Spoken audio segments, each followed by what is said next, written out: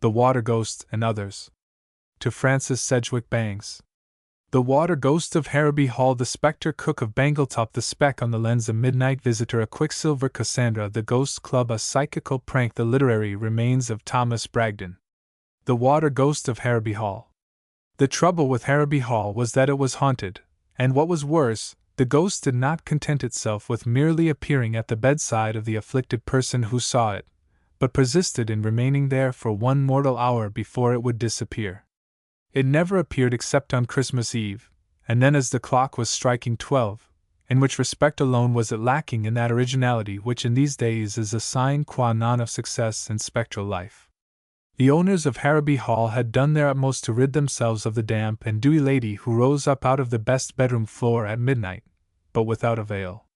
They had tried stopping the clock, so that the ghost would not know when it was midnight, but she made her appearance just the same, with that fearful miasmatic personality of hers, and there she would stand until everything about her was thoroughly saturated. Then the owners of Harrowby Hall caulked up every crack in the floor with the very best quality of hemp, and over this was placed layers of tar and canvas. The walls were made waterproof, and the doors and windows likewise, the proprietors having conceived the notion that the unexorcised lady would find it difficult to leak into the room after these precautions had been taken. But even this did not suffice. The following Christmas Eve she appeared as promptly as before, and frightened the occupant of the room quite out of his senses by sitting down alongside of him and gazing with her cavernous blue eyes into his. And he noticed, too, that in her long, aqueously bony fingers bits of dripping seaweed were entwined, the ends hanging down, and these ends she drew across his forehead until he became like one insane. And then he swooned away, and was found unconscious in his bed the next morning by his host, simply saturated with seawater and fright, from the combined effects of which he never recovered, dying 4 years later of pneumonia and nervous prostration at the age of 78. The next year the master of Harrowby Hall decided not to have the best spare bedroom opened at all, thinking that perhaps the ghost's thirst for making herself disagreeable would be satisfied by haunting the furniture, but the plan was as unavailing as the many that had preceded it. The ghost appeared as usual in the room, that is, it was supposed she did, for the hangings were dripping wet the next morning, and in the parlor below the haunted room a great damp spot appeared on the ceiling. Finding no one there, she immediately set out to learn the reason why, and she chose none other to haunt than the owner of the Harrowby himself. She found him in his own cozy room drinking whiskey undiluted, and felicitating himself upon having foiled her ghostship, when all of a sudden the curl went out of his hair, his whiskey bottle filled and overflowed, and he was himself in a condition similar to that of a man who has fallen into a water butt. When he recovered from the shock, which was a painful one, he saw before him the lady of the cavernous eyes and seaweed fingers.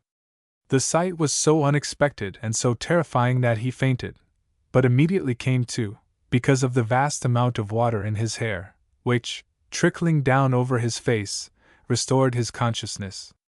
Now it so happened that the master of Harrowby was a brave man, and while he was not particularly fond of interviewing ghosts, especially such quenching ghosts as the one before him, he was not to be daunted by an apparition.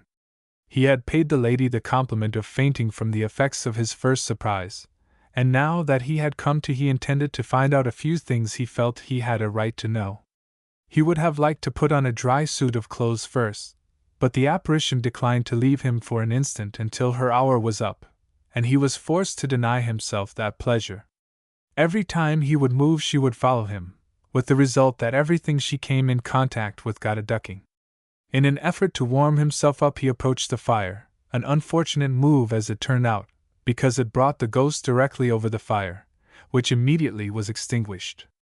The whiskey became utterly valueless as a comforter to his chilled system, because it was by this time diluted to a proportion of 90% of water. The only thing he could do to ward off the evil effects of his encounter he did, and that was to swallow 10 2-grain quinine pills, which he managed to put into his mouth before the ghost had time to interfere. Having done this, he turned with some asperity to the ghost, and said, "Far be it from me to be impolite to a woman, madam, but I'm hanged if it wouldn't please me better if you'd stop these infernal visits of yours to this house. Go sit out on the lake, if you like that sort of thing, soak the water butt if you wish, But do not, I implore you, come into a gentleman's house and saturate him and his possessions in this way. It is damned disagreeable. Henry Hartwick Oglethorpe, said the ghost in a gurgling voice, you don't know what you are talking about. Madam, returned the unhappy householder, I wish that remark were strictly truthful. I was talking about you. It would be shillings and pence, nay, pounds, in my pocket, madam, if I did not know you. That is a bit of specious nonsense, returned the ghost, throwing a quart of indignation into the face of the master of Harrowby. It may rank high as repartee, but as a comment upon my statement that you do not know what you are talking about, it savors of irrelevant impertinence. You do not know that I am compelled to haunt this place year after year by inexorable fate. It is no pleasure to me to enter this house, and ruin and mildew everything I touch. I never aspired to be a shower bath, but it is my doom. Do you know who I am? No, I don't, returned the master of Harrowby. I should say you were the Lady of the Lake, or Little Sally Waters.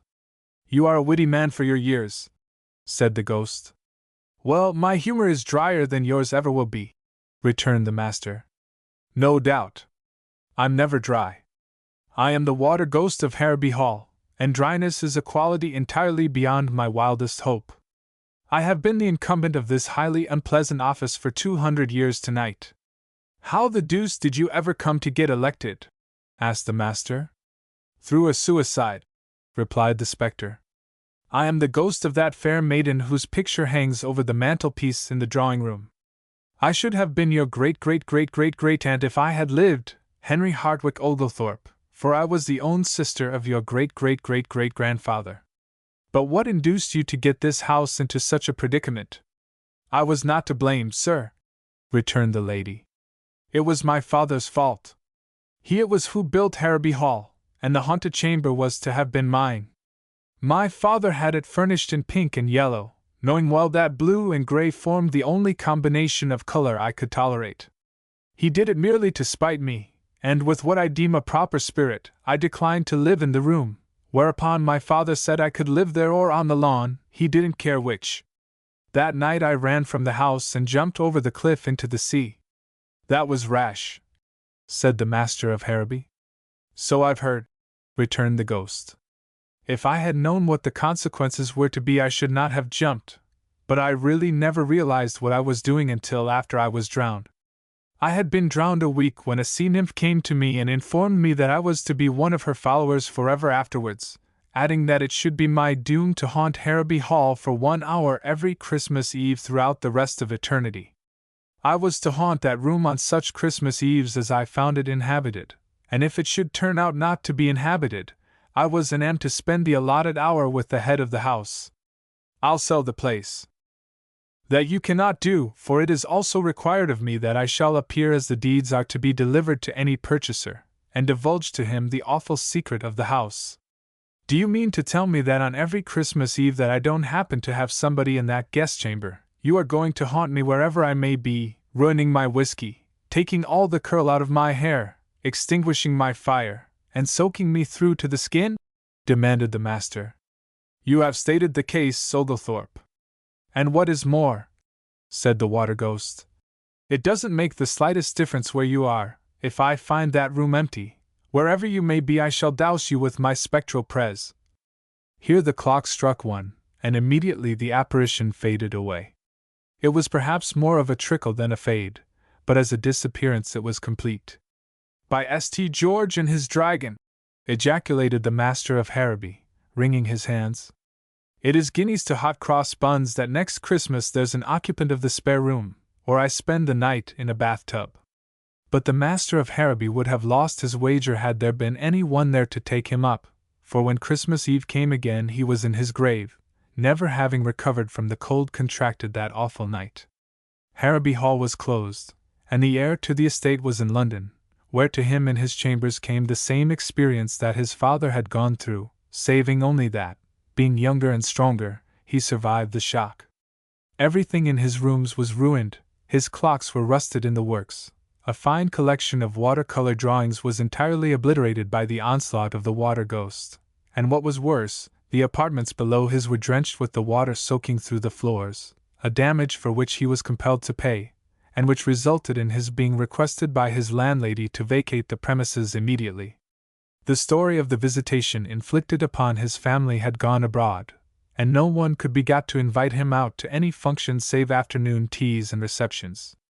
Fathers of daughters declined to permit him to remain in their houses later than 8 o'clock at night, not knowing but that some emergency might arise in the supernatural world which would require the unexpected appearance of the water ghost in this on nights other than Christmas Eve, and before the mystic hour when weary churchyards, ignoring the rules which are supposed to govern polite society, begin to yawn.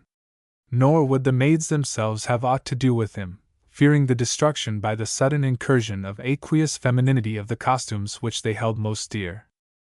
So the heir of Harrowby Hall resolved, as his ancestors for several generations before him had resolved, that something must be done. His first thought was to make one of his servants occupy the haunted room at the crucial moment, but in this he failed, because the servants themselves knew the history of that room and rebelled.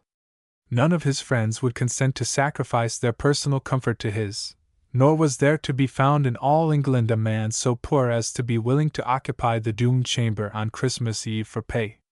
Then the thought came to the heir to have the fireplace in the room enlarged, so that he might evaporate the ghost at its first appearance, and he was felicitating himself upon the ingenuity of his plan, when he remembered what his father had told him, how that no fire could withstand a lady's extremely contagious dampness. And then he bethought him of steam pipes.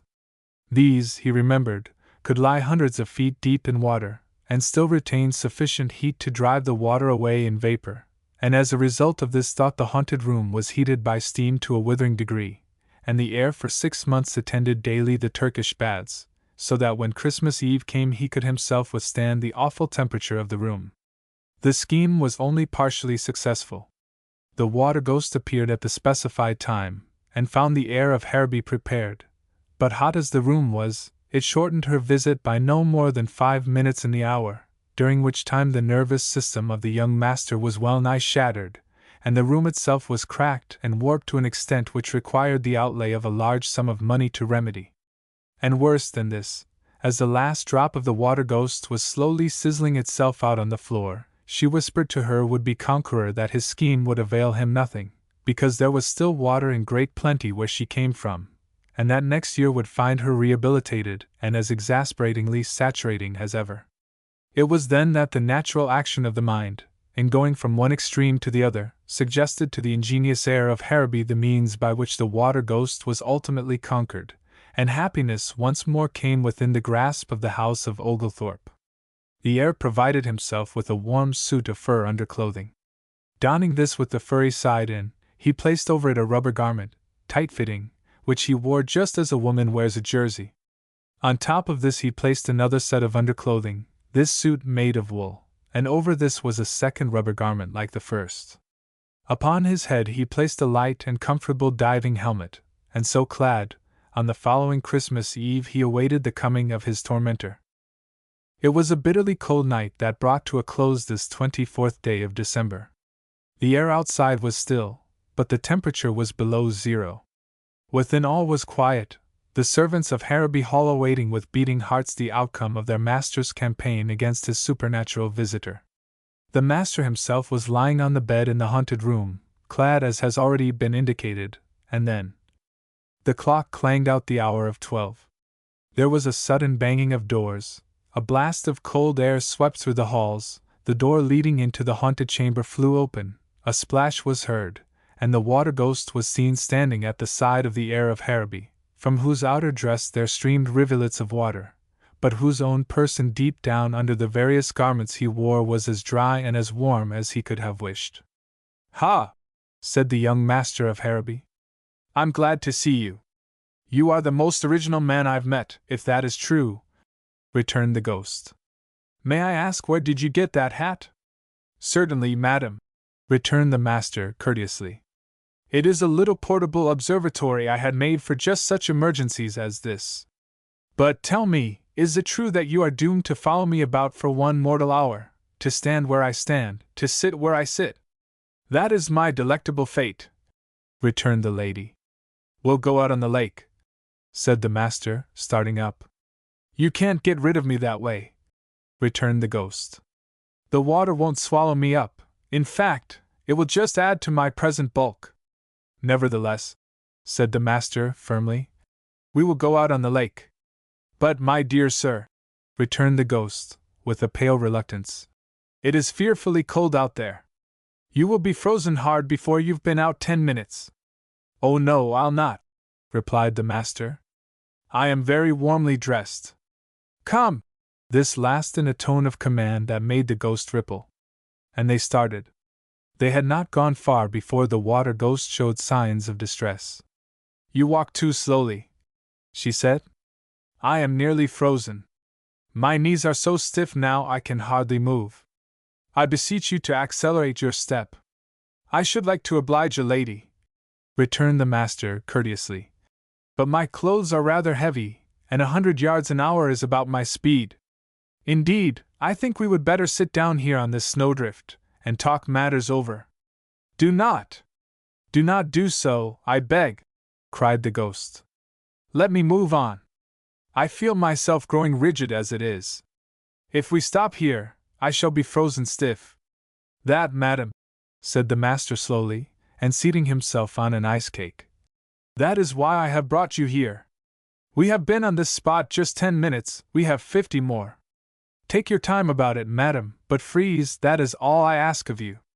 I cannot move my right leg now, cried the ghost, in despair. And my overskirt is a solid sheet of ice. Oh, good, kind Mr. Oglethorpe, light a fire, and let me go free from these icy fetters. Never, madam. It cannot be. I have you at last. Alas! Cried the ghost, a tear trickling down her frozen cheek. Help me, I beg. I congeal. Congeal, madam, congeal, returned Oglethorpe coldly. You have drenched me in mine for 203 years, madam. Tonight you have had your last drench. Ah, but I shall thaw out again, and then you'll see. Instead of the comfortably tepid, genial ghost I have been in my past, sir, I shall be iced water, cried the lady, threateningly. No, you won't either, returned Oglethorpe. For when you are frozen quite stiff, I shall send you to a cold storage warehouse, and there shall you remain an icy work of art forevermore. But warehouses burn. So they do, but this warehouse cannot burn. It is made of asbestos, and surrounding it are fireproof walls, and within those walls the temperature is now and shall forever be 416 degrees below the 0 point, low enough to make an icicle of any flame in this world, or the next, the master added, with an ill-suppressed chuckle. For the last time let me beseech you. I would go on my knees to you, Oglethorpe, were they not already frozen. I beg of you do not do. Here even the words froze on the water ghost's lips and the clock struck 1. There was a momentary tremor throughout the icebound form, and the moon, coming out from behind a cloud, shone down on the rigid figure of a beautiful woman sculptured in clear, transparent ice. There stood the ghost of Harrowby Hall, conquered by the cold, a prisoner for all time. The heir of Harrowby had won at last, and today in a large storage house in London stands the frigid form of one who will never again flood the house of Oglethorpe with woe and sea water. As for the heir of Harrowby, his success in coping with a ghost has made him famous, a fame that still lingers about him, although his victory took place some 20 years ago, and so far from being unpopular with the fair sex, as he was when we first knew him, he has not only been married twice, but is to lead a third bride to the altar before the year is out. The Spectre Cook of Bangletop I. For the purposes of this bit of history, Bangletop Hall stands upon a grassy knoll on the left bank of the River Dee, about 18 miles from the quaint old city of Chester. It does not in reality stand there, nor has it ever done so, but consideration for the interests of the living compels me to conceal its exact location, and so to befog the public as to its whereabouts that its identity may never be revealed to its disadvantage. It is a rentable property, and were it known that it has had a mystery connected with it of so deep, dark, and eerie a nature as that about to be related, I fear that its usefulness, save as an accessory to romance, would be seriously impaired, and that as an investment it would become practically worthless. The hall is a fair specimen of the architecture which prevailed at the time of Edward the Confessor, that is to say, the main portion of the structure, erected in Edward's time by the first Baron Bangletop, has that square, substantial, stony aspect which to the eye versed in architecture identifies it at once as a product of that enlightened era. Later owners, the successive Barons Bangletop, have added to its original dimensions, putting Queen and wings here, Elizabethan ells there, and an Italian Renaissance facade on the river front. A Wisconsin water tower, connected with the main building by a low Gothic alleyway, stands to the south, while toward the east is a Greek chapel, used by the present occupant as a storeroom for his wife's trunks, she having lately returned from Paris with a wardrobe calculated to last through the first half of the coming London season. Altogether, Bangletop Hall is an impressive structure, and at first sight gives rise to various emotions in the aesthetic breast. Some cavil, others admire. One leading architect of Berlin traveled all the way from his German home to Bangletop Hall to show that famous structure to his son, a student in the profession which his father adorned, to whom he is said to have observed that, architecturally, Bangletop Hall was cosmopolitan and omniperiodic, and therefore a liberal education to all who should come to study and master its details. In short, Bangletop Hall was an object lesson to young architects, and showed them at a glance that which they should ever strive to avoid. Strange to say, for quite 2 centuries had Bangletop Hall remained without a tenant, and for nearly 75 years it had been in the market for rent, the barons, father and son, for many generations having found it impossible to dwell within its walls, and for a very good reason. No cook could ever be induced to live at Bangletop for a longer period than 2 weeks. Why the queens of the kitchen invariably took what is commonly known as French leave no occupant could ever learn, because, male or female, the departed domestics never returned to tell, and even had they done so, the pride of the Bangletops would not have permitted them to listen to the explanation. The Bangletop escutcheon was clear of blots, no suspicion even of a conversational blemish appearing thereon, and it was always a matter of extreme satisfaction to the family that no one of its scions since the title was created had ever been known to speak directly to any one of lesser rank than himself, communication with inferiors being always had through the medium of a private secretary, himself a baron. Or better, in reduced circumstances. The first cook to leave Bangletop under circumstances of a Gallic nature, that is, without known cause, wages, or luggage, had been employed by Fitzherbert Alexander, 17th Baron of Bangletop, through Charles Mortimer de Herbert, Baron Pedlington, formerly of Pedlington Manor at Dunwoody-on-the-Hike, his private secretary, a handsome old gentleman of 65, who had been deprived of his estates by the Crown in 1629 because he was suspected of having inspired a comic broadside, published in those troublous days, and directed against Charles I, which had set all London in a roar. This broadside, one of very few which are not preserved in the British Museum, and a greater tribute to its rarity could not be devised, was called A Good Suggestion as to ye Proper Use of ye Chin Whisker, and consisted of a few lines of doggerel printed beneath a caricature of the king, with the crown hanging from his goatee, reading as follows: Ye king doth sport a gallus grey goatee upon ye chin, where every one may see. And since ye monarch's head's too small to hold with comfort to himself ye crown of gold, why not unwax and hook ye goatee rare, and let ye British crown hang down from there? Illustration. Whether or no the Baron of Pedlington was guilty of this traitorous effusion no one, not even the king, could ever really make up his mind. The charge was never fully proven, nor was de Herbert ever able to refute it successfully, although he made frantic efforts to do so. The king, eminently just in such matters, gave the Baron the benefit of the doubt, and inflicted only half the penalty prescribed, confiscating his estates, and letting him keep his head and liberty.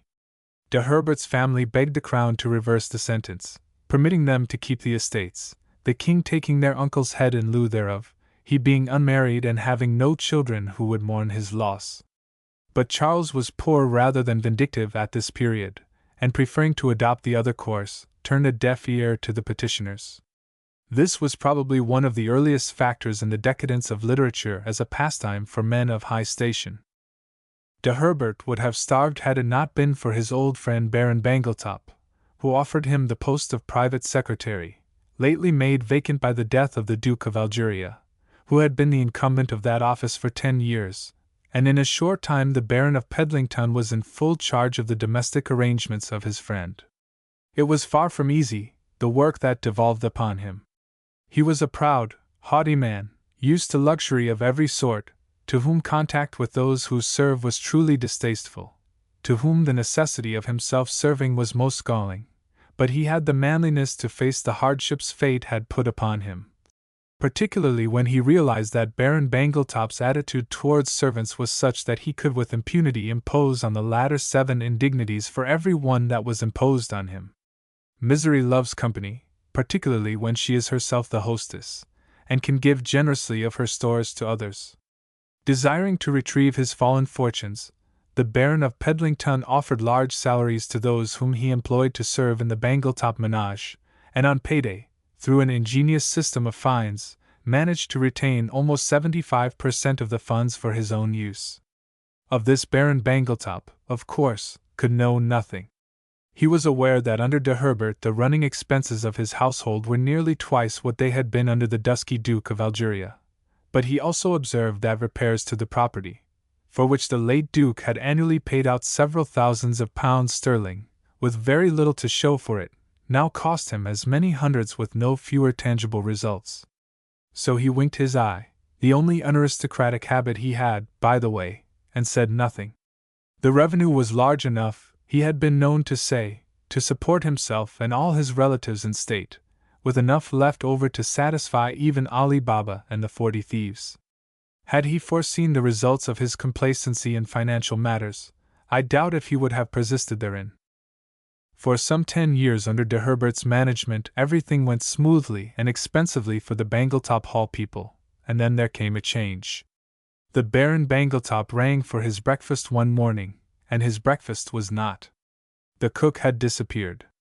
Whither or why she had gone, the private secretary professed to be unable to say. That she could easily be replaced, he was certain. Equally certain was it that Baron Bangletop stormed and raved for 2 hours, ate a cold breakfast, a thing he never had been known to do before, and then departed for London to dine at the club until Pedlington had secured a successor to the departed cook, which the private secretary succeeded in doing within 3 days. The Baron was informed of his manager's success, and at the end of a week returned to Bangletop Hall, arriving there late on a Saturday night, hungry as a bear, and not too amiable, the king having negotiated a forcible loan with him during his sojourn in the metropolis. "Welcome to Bangletop, Baron," said de Herbert, uneasily, as his employer alighted from his coach. "Blast your welcome, and serve the dinner," returned the Baron, with a somewhat ill grace. At this the private secretary seemed much embarrassed. "Ahem," he said.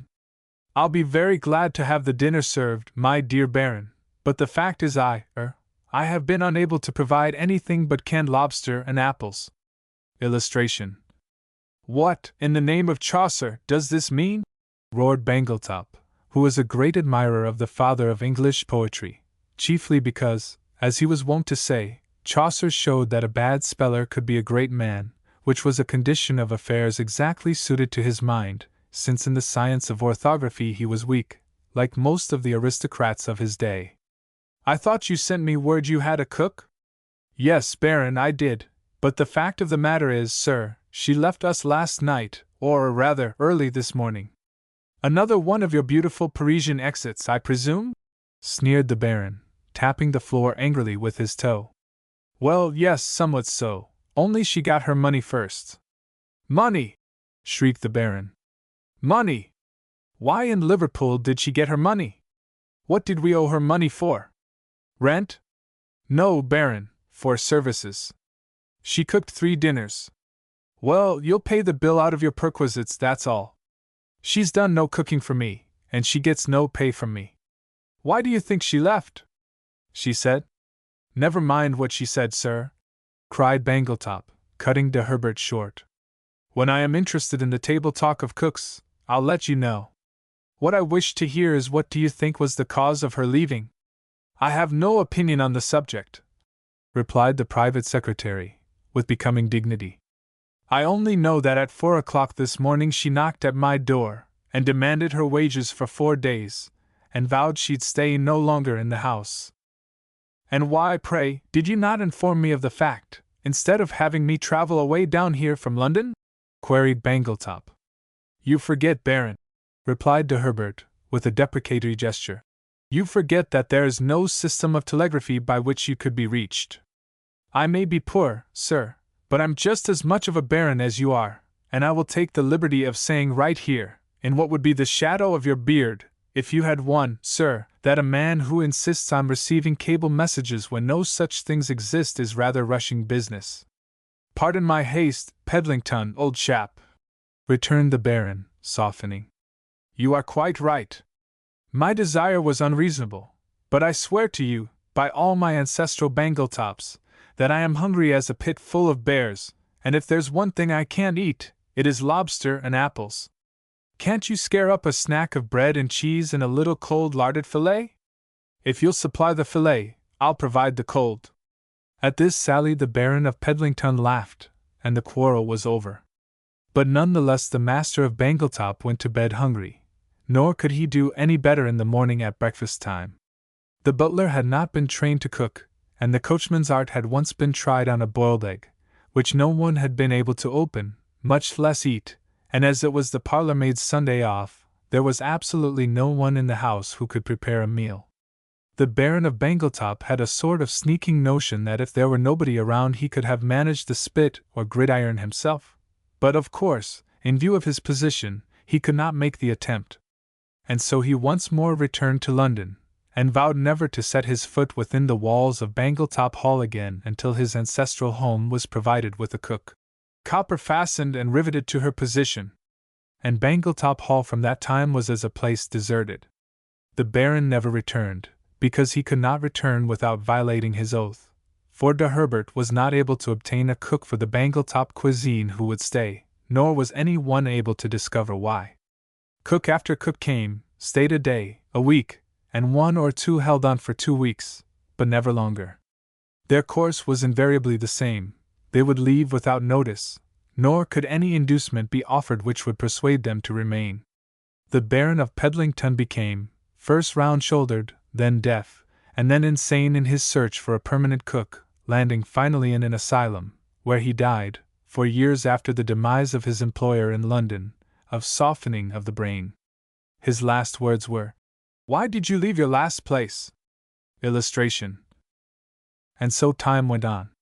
Barons of Bangletop were born, educated, and died. Dynasties rose and fell, but Bangletop Hall remained uninhabited, although it was not until 1799 that the family gave up all hopes of being able to use their ancestral home. Tremendous alterations, as I have already hinted, were made. The drainage was carefully inspected, and a special apartment connected with the kitchen, finished in hardwood, handsomely decorated, and hung with rich tapestries, was provided for the cook, in the vain hope that she might be induced permanently to occupy her position. The Queen and Wing and Elizabethan Ell were constructed, the latter to provide bowling alleys and smoking rooms for the probable cousins of possible culinary queens, and many there were who accepted the office with alacrity, throwing it up with still greater alacrity before the usual fortnight passed.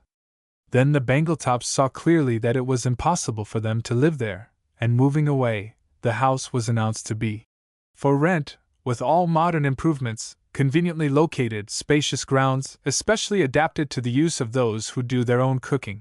The last clause of the announcement puzzled a great many people, who went to see the mansion for no other reason than to ascertain just what the announcement meant, and the line, which was inserted in a pure spirit of facetious bravado, was probably the cause of the mansion's quickly renting, as hardly a month had passed before it was leased for 1 year by a retired London brewer, whose wife's curiosity had been so excited by the strange wording of the advertisement that she travelled out to Bangletop to gratify it, fell in love with the place, and insisted upon her husband's taking it for a season.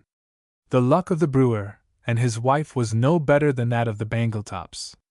Their cooks, and they had 14 during their stay there, fled after an average service of 4 days apiece, and later the tenants themselves were forced to give up and return to London, where they told their friends that the all was ant, which might have filled the Bangletops with concern had they heard of it.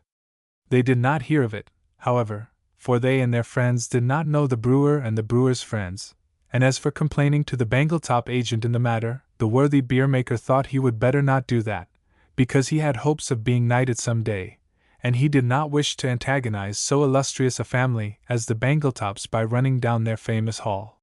An antagonism which might materially affect the chances of himself and his good wife when they came to knock at the doors of London society. The lease was allowed to run its course, the rent was paid when due, and at the end of the stipulated term Bangletop Hall was once more on the lists as for rent. 2. For 80 years and 10 did the same hard fortune pursue the owners of Bangletop. Additions to the property were made immediately upon request of possible lessees. The Greek chapel was constructed in 1868 at the mere suggestion of a Hellenic prince, who came to England to write a history of the American Rebellion, finding the information in back files of British newspapers exactly suited to the purposes of picturesque narrative, and no more misleading than most homemade history. Bangletop was retired, far from the Gadian crowd, as the prince put it, and therefore just the place in which a historian of the Romantic school might produce his magnum opus without disturbance, the only objection being that there was no place whither the eminently Christian sojourner could go to worship according to his faith, he being a communicant in the Greek church. This defect Baron Bangletop immediately remedied by erecting and endowing the chapel, and his youngest son, having been found too delicate morally for the army, was appointed to the living and placed in charge of the chapel, having first embraced with considerable ardor the faith upon which the soul of the princely tenant was wont to feed.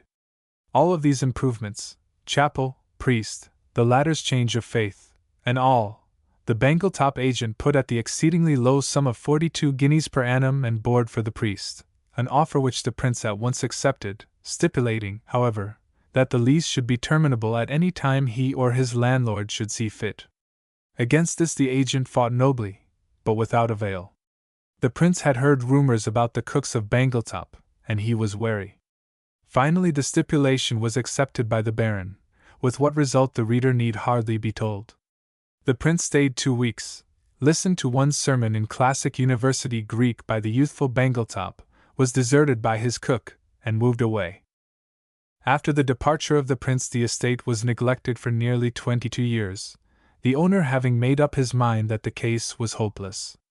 At the end of that period there came from the United States a wealthy shoemaker, Hankinson J. Terwilliger by name, chief owner of the Terwilliger $3 Shoe Company, Limited, of Soulton, Massachusetts, and to him was leased Bangletop Hall, with all its rights and appurtenances, for a term of 5 years. Mr. Terwilliger was the first applicant for the hall as a dwelling, to whom the agent, at the instance of the baron, spoke in a spirit of absolute candor. The baron was well on in years, and he did not feel like getting into trouble with a Yankee, so he said, at his time of life. The hall had been a thorn in his flesh all his days, and he didn't care if it was never occupied, and therefore he wished nothing concealed from a prospective tenant. It was the agent's candor more than anything else that induced Mr. Terwilliger to close with him for the term of 5 years. He suspected that the Bangletops did not want him for a tenant, and from the moment that notion entered his head, he was resolved that he would be a tenant. "I'm as good a man as any baron that ever lived," he said, "and if it pleases Hankinson J. Terwilliger to live in a baronial hall is where Hankinson J. Terwilliger puts up. We certainly have none of the feeling which your words seem to attribute to us, my dear sir," the agent had answered. "Baron Bangletop would feel highly honored to have so distinguished a sojourner in England as yourself occupy his estate, but he does not wish you to take it without fully understanding the circumstances. Desirable as Bangletop Hall is, it seems fated to be unoccupied because it is thought to be haunted, or something of that sort, the effect of which is to drive away cooks, and without cooks life is hardly an ideal." Mr. Terwilliger laughed. "Ghosts and me are not afraid of each other," he said. "Let 'em haunt, I say, and as for cooks, Mrs. H. Shatty hasn't had a liberal education for nothing. We could live if all the cooks in creation were to go off in a whiff. We have daughters too, we have. Good smart American girls, who can adorn a palace or grace a hut on demand, not afraid of poverty, and able to take care of good round dollars. They can play the piano all the morning and cook dinner all the afternoon if they're called on to do it, So your difficulties ain't my difficulties. I'll take the hall at your figures. Term, 5 years. And if the Baron'll come down and spend a month with us at any time, I don't care when, we'll show him what a big lap luxury can get up when she tries. And so it happened the New York papers announced that Hankinson J. Terwilliger, Mrs. Terwilliger, the Mrs. Terwilliger, and Master Hankinson J. Terwilliger, Jun., of Soulton, Massachusetts, had plunged into the dizzy whirl of English society, and that the soul of the $3 shoe now trod the baronial halls of the Bangletops. Later it was announced that the Mrs. Terwilliger, of Bangletop Hall, had been presented to the Queen, that the Terwilligers had entertained the Prince of Wales at Bangletop. In fact, the Terwilligers became an important factor in the letters of all foreign correspondents of American papers, for the president of the Terwilliger $3 Shoe Company, of Soulton, Massachusetts, Limited, was now in full possession of the historic mansion, and was living up to his surroundings. For a time everything was plain sailing for the Americans at Bangletop. The dire forebodings of the agent did not seem to be fulfilled, and Mr. Terwilliger was beginning to feel aggrieved. He had hired a house with a ghost, and he wanted the use of it, but when he reflected upon the consequences below stairs, he held his peace. He was not so sure, after he had stayed at Bangletop a while, and had had his daughters presented to the Queen, that he could be so independent of cooks as he had at first supposed. Several times he had hinted rather broadly that some of the old New England homemade flapjacks would be most pleasing to his palate, but since the Prince had spent an afternoon on the lawn of Bangletop, the young ladies seemed deeply pained at the mere mention of their accomplishments in the line of griddles and batter, nor could Mrs. Terwilliger, after having tasted the joys of aristocratic life, bring herself to don the apron which so became her portly person in the early American days, and prepare for her lord and master one of those delicious platters of poached eggs and breakfast bacon, the mere memory of which made his mouth water. In short, palatial surroundings had too obviously destroyed in his wife and daughters all that capacity for happiness in a hovel of which Mr. Terwilliger had been so proud, and concerning which he had so eloquently spoken to Baron Bangletop's agent, and he now found himself in the position of Damocles. The hall was leased for a term, entertainment had been provided for the county with lavish hand, but success was dependent entirely upon his ability to keep a cook, his family having departed from their republican principles, and the history of the house was dead against a successful issue. So he decided that, after all, it was better that the ghost should be allowed to remain quiescent, and he uttered no word of complaint. It was just as well, too, that Mr. Terwilliger held his peace, and refrained from addressing a complaining missive to the agent of Bangletop Hall, for before a message of that nature could have reached the person addressed, its contents would have been misleading, for at midnight on the morning of the date set for the first of a series of grand banquets to the county folk, there came from the kitchen of Bangletop Hall a quick succession of shrieks that sent the three Misses Terwilliger into hysterics, and caused Hankinson J. Terwilliger's soul remaining locked to stand erect. Mrs. Terwilliger did not hear the shrieks, owing to a lately acquired habit of hearing nothing that proceeded from below stairs. The first impulse of Terwilliger père was to dive down under the bedclothes, and endeavor to drown the fearful sound by his own labored breathing, but he never yielded to first impulses. So he awaited the second, which came simultaneously with a second series of shrieks and a cry for help in the unmistakable voice of the cook, a lady, by the way, who had followed the Terwilliger fortunes ever since the Terwilligers began to have fortunes, and whose first capacity in the family had been the dual one of mistress of the kitchen and confidante of Madame. The second impulse was to arise in his might, put on a stout pair of the Terwilliger $3 brogans, the strongest shoe made, having been especially devised for the British infantry in the Soudan, and garments suitable to the occasion, namely, a mackintosh and pair of broadcloth trousers, and go to the rescue of the distressed domestic. This Hankinson J.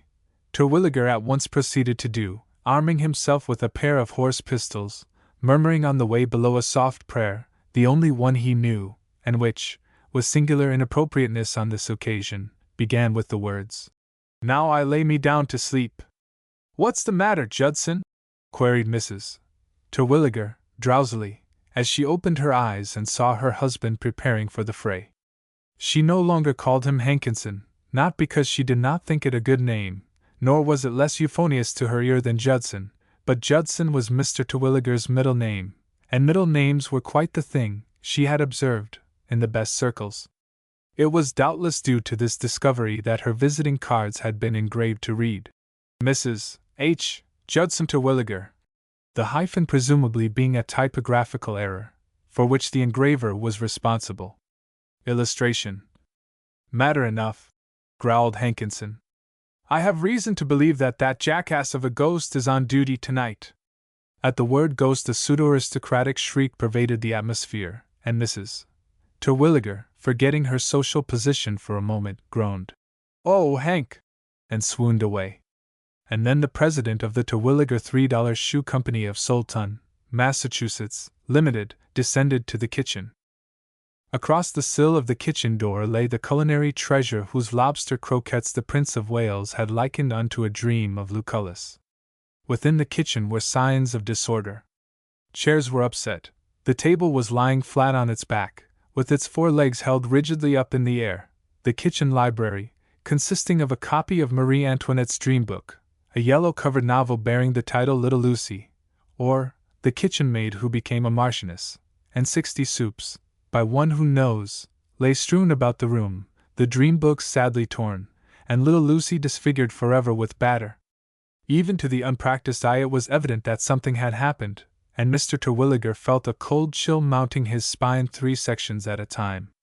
Whether it was the chill or his concern for the prostrate cook that was responsible or not I cannot say, but for some cause or other Mr. Terwilliger immediately got down on his knees, in which position he gazed fearfully about him for a few minutes, and then timidly remarked, "Cook!" There was no answer. "Mary, I say!" "Cook!" he whispered. "What the deuce is the meaning of all this?" Illustration. A low moan was all that came from the cook, nor would Hankinson have listened to more had there been more to hear, for simultaneously with the moan he became uncomfortably conscious of a presence. In trying to describe it afterwards, Hankinson said that at first he thought a cold draught from a dank cavern filled with 1,000,000 eels, and a rattlesnake or 2 thrown in for luck, was blowing over him, and he avowed that it was anything but pleasant, and then it seemed to change into a mist drawn largely from a stagnant pool in a malarial country, floating through which were great quantities of finely chopped seaweed, wet hair, and an indescribable atmosphere of something the chief quality of which was a sort of stale clamminess that was awful in its intensity. "I'm glad," Mr. Terwilliger murmured to himself, "that I ain't one of those delicately reared nobles. If I had anything less than a right-down regular Republican constitution I'd die of fright." And then his natural grit came to his rescue, and it was well it did, for the presence had assumed shape, and now sat on the window ledge in the form of a hag, glaring at him from out of the depths of her unfathomable eyes, in which, despite their deadly greenness, there lurked a tinge of red caused by small specks of that hue semi-occasionally seen floating across her dilated pupils. "You are the Bangletop ghost, I presume?" said Terwilliger, rising and standing near the fire to thaw out his system. The spectre made no reply, but pointed to the door. "Yes," Terwilliger said, as if answering a question. "That's the way out, madam.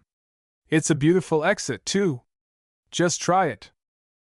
"I knows the way out," returned the spectre, rising and approaching the tenant of Bangletop, whose solitary lock also rose, being too polite to remain seated while the ghost walked. "I also knows the way in, Hankinson Judson Terwilliger." "That's very evident, madam, and between you and me I wish you didn't," returned Hankinson, somewhat relieved to hear the ghost talk, even if her voice did sound like the roar of a conch shell with a bad case of grip. "I may say to you that, aside from a certain uncanny satisfaction which I feel at being permitted for the first time in my life to gaze upon the lineaments of a real live misty-musty spook, I regard your coming here as an invasion of the sacred rights of privacy which is, as you might say, inexcusable." Illustration. "Invasion?" retorted the ghost, snapping her fingers in his face with such effect that his chin dropped until Terwilliger began to fear it might never resume its normal position. "Invasion? I'd like to know who's the invader. I've occupied these air alls for hover 200 years. Then it's time you moved, unless perchance you are the ghost of a medieval porker, Hankinson said, his calmness returning now that he had succeeded in plastering his iron-gray lock across the top of his otherwise bald head. Of course, if you are a spook of that kind you want the earth, and maybe you'll get it. I am no porker, returned the spectre. I am simply the shirta of a poor abused cook which is after revenge. Ah! Ejaculated Terwilliger, raising his eyebrows. This is getting interesting. You're a spook with a grievance, eh? Against me? I've never wronged a ghost that I know of. No, Hiv no hard feelings against you, sir, answered the ghost. In fact, I don't know nothing about you. My troubles with them Bangletops, and I am a pursuin' of em. Hiv cut em out of 200 years of rent air. They might better ave pied me wages in full. Oh ho! Cried Terwilliger. It's a question of wages, is it? The Bangletops were hard up. Hard up? The Bangletops? Laughed the ghost. When they gets hard up, the Banco Hen land will be in all the 60 soups mentioned in that there book.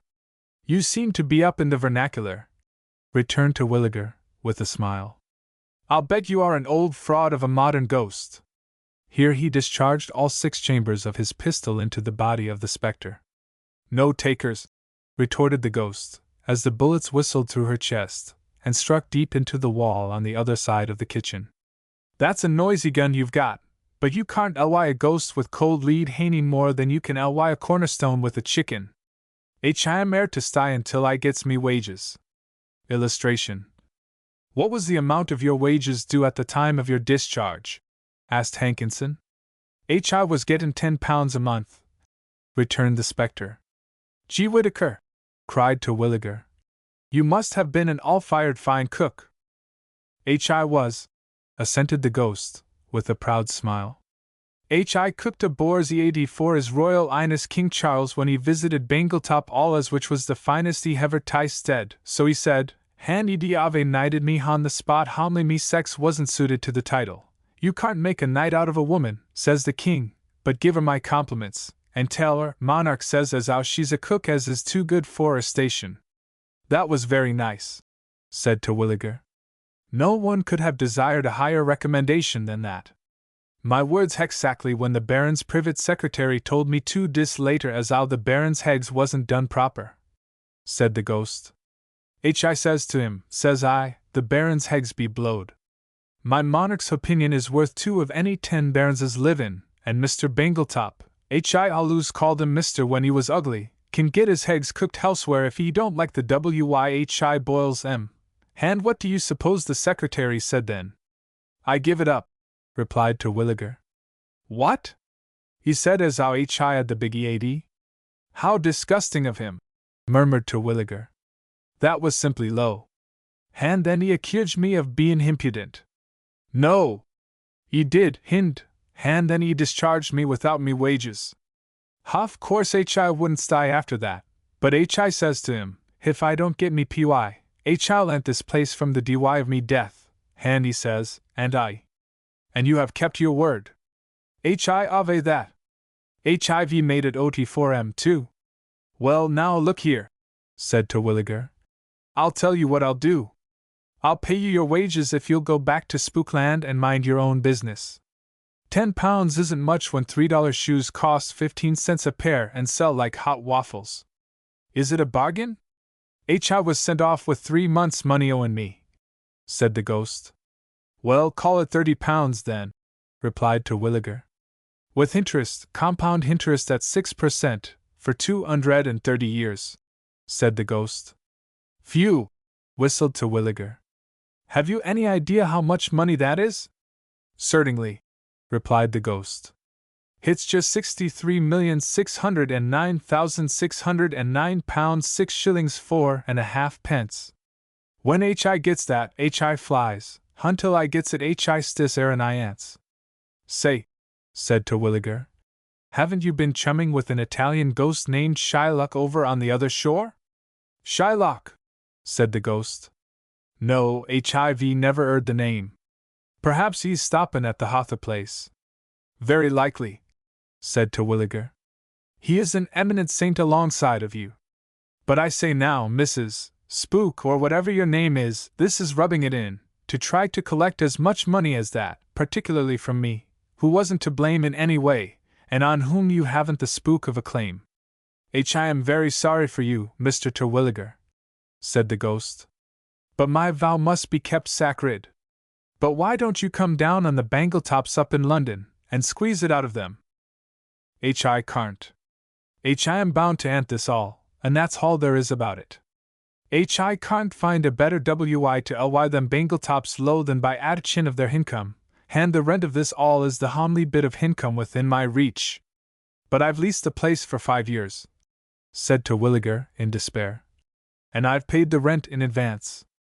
Can't help it, returned the ghost. If you did that, it's your own fault.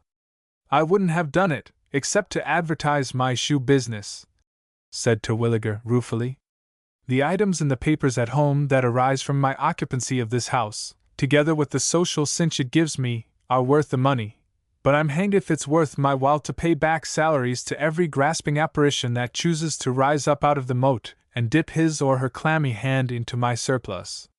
The shoe trade is a blooming big thing, but the profits aren't big enough to divide with tramp ghosts. Your tone is very aughty, Hankinson J. Terwilliger, but it don't affect me. I don't care pys the money, and I haven't got you into this scrape. You've done that yourself. On the other hand, sir, HIV showed you how to get out of it.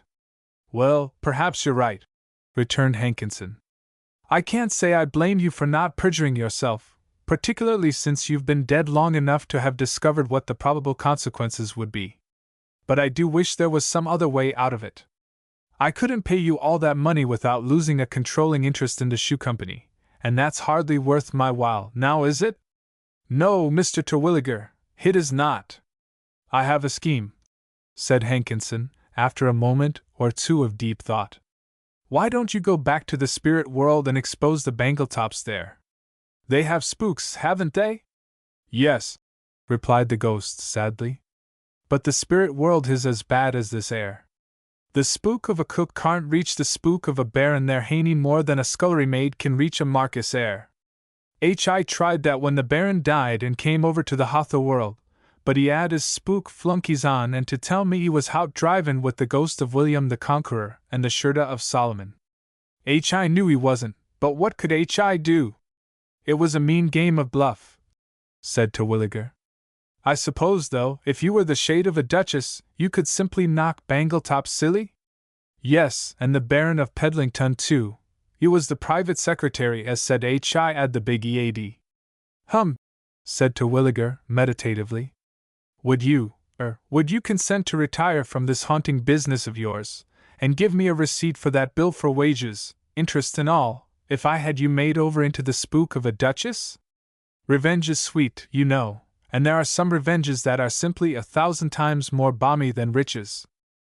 Would I? Ejaculated the ghost, rising and looking at the clock. Would I? She repeated. Well, rather. If I could enter spook society as a duchess, you can wager a year's income them Bangletops wouldn't be in it. Good. I am glad to see that you are a spook of spirit. If you had veins, I believe there'd be sporting blood in them. Thanks, said the ghost dryly. But how can it ever be did? Leave that to me, Terwilliger answered. We'll call a truce for 2 weeks, at the end of which time you must come back here, and we'll settle on the final arrangements. Keep your own counsel in the matter, and don't breathe a word about your intentions to anybody. Above all, keep sober. I am no cannibal, retorted the ghost. Who said you were? Asked Terwilliger. You intimated as much, said the ghost, with a smile. You said as how I must keep sober, and how could I do otherwise unless I swallowed some spirits? Terwilliger laughed. He thought it was a pretty good joke for a ghost, especially a cook's ghost, and then, having agreed on the hour of midnight 1 fortnight thence for the next meeting, they shook hands and parted. What was it, Hankinson? Asked Mrs. Terwilliger, as her husband crawled back into bed. Burglars? Not a burglar, returned Hankinson. Nothing but a ghost, a poor old female ghost. Ghost! Cried Mrs. Terwilliger, trembling with fright. In this house? Yes, my dear. Haunted us by mistake, that's all. Belongs to another place entirely. Got a little befogged, and came here without intending to, that's all. When she found out her mistake, she apologized and left. Illustration. What did she have on? Asked Mrs. Terwilliger, with a sigh of relief. But the president of the $3 Shoe Company, of Soulton, Massachusetts, Limited, said nothing. He had dropped off into a profound slumber. 3.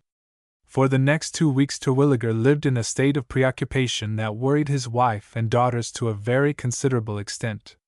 They were afraid that something had happened, or was about to happen, in connection with the shoe corporation, and this deprived them of sleep, particularly the elder Miss Terwilliger, who had danced 4 times at a recent ball with an impecunious young earl, whom she suspected of having intentions.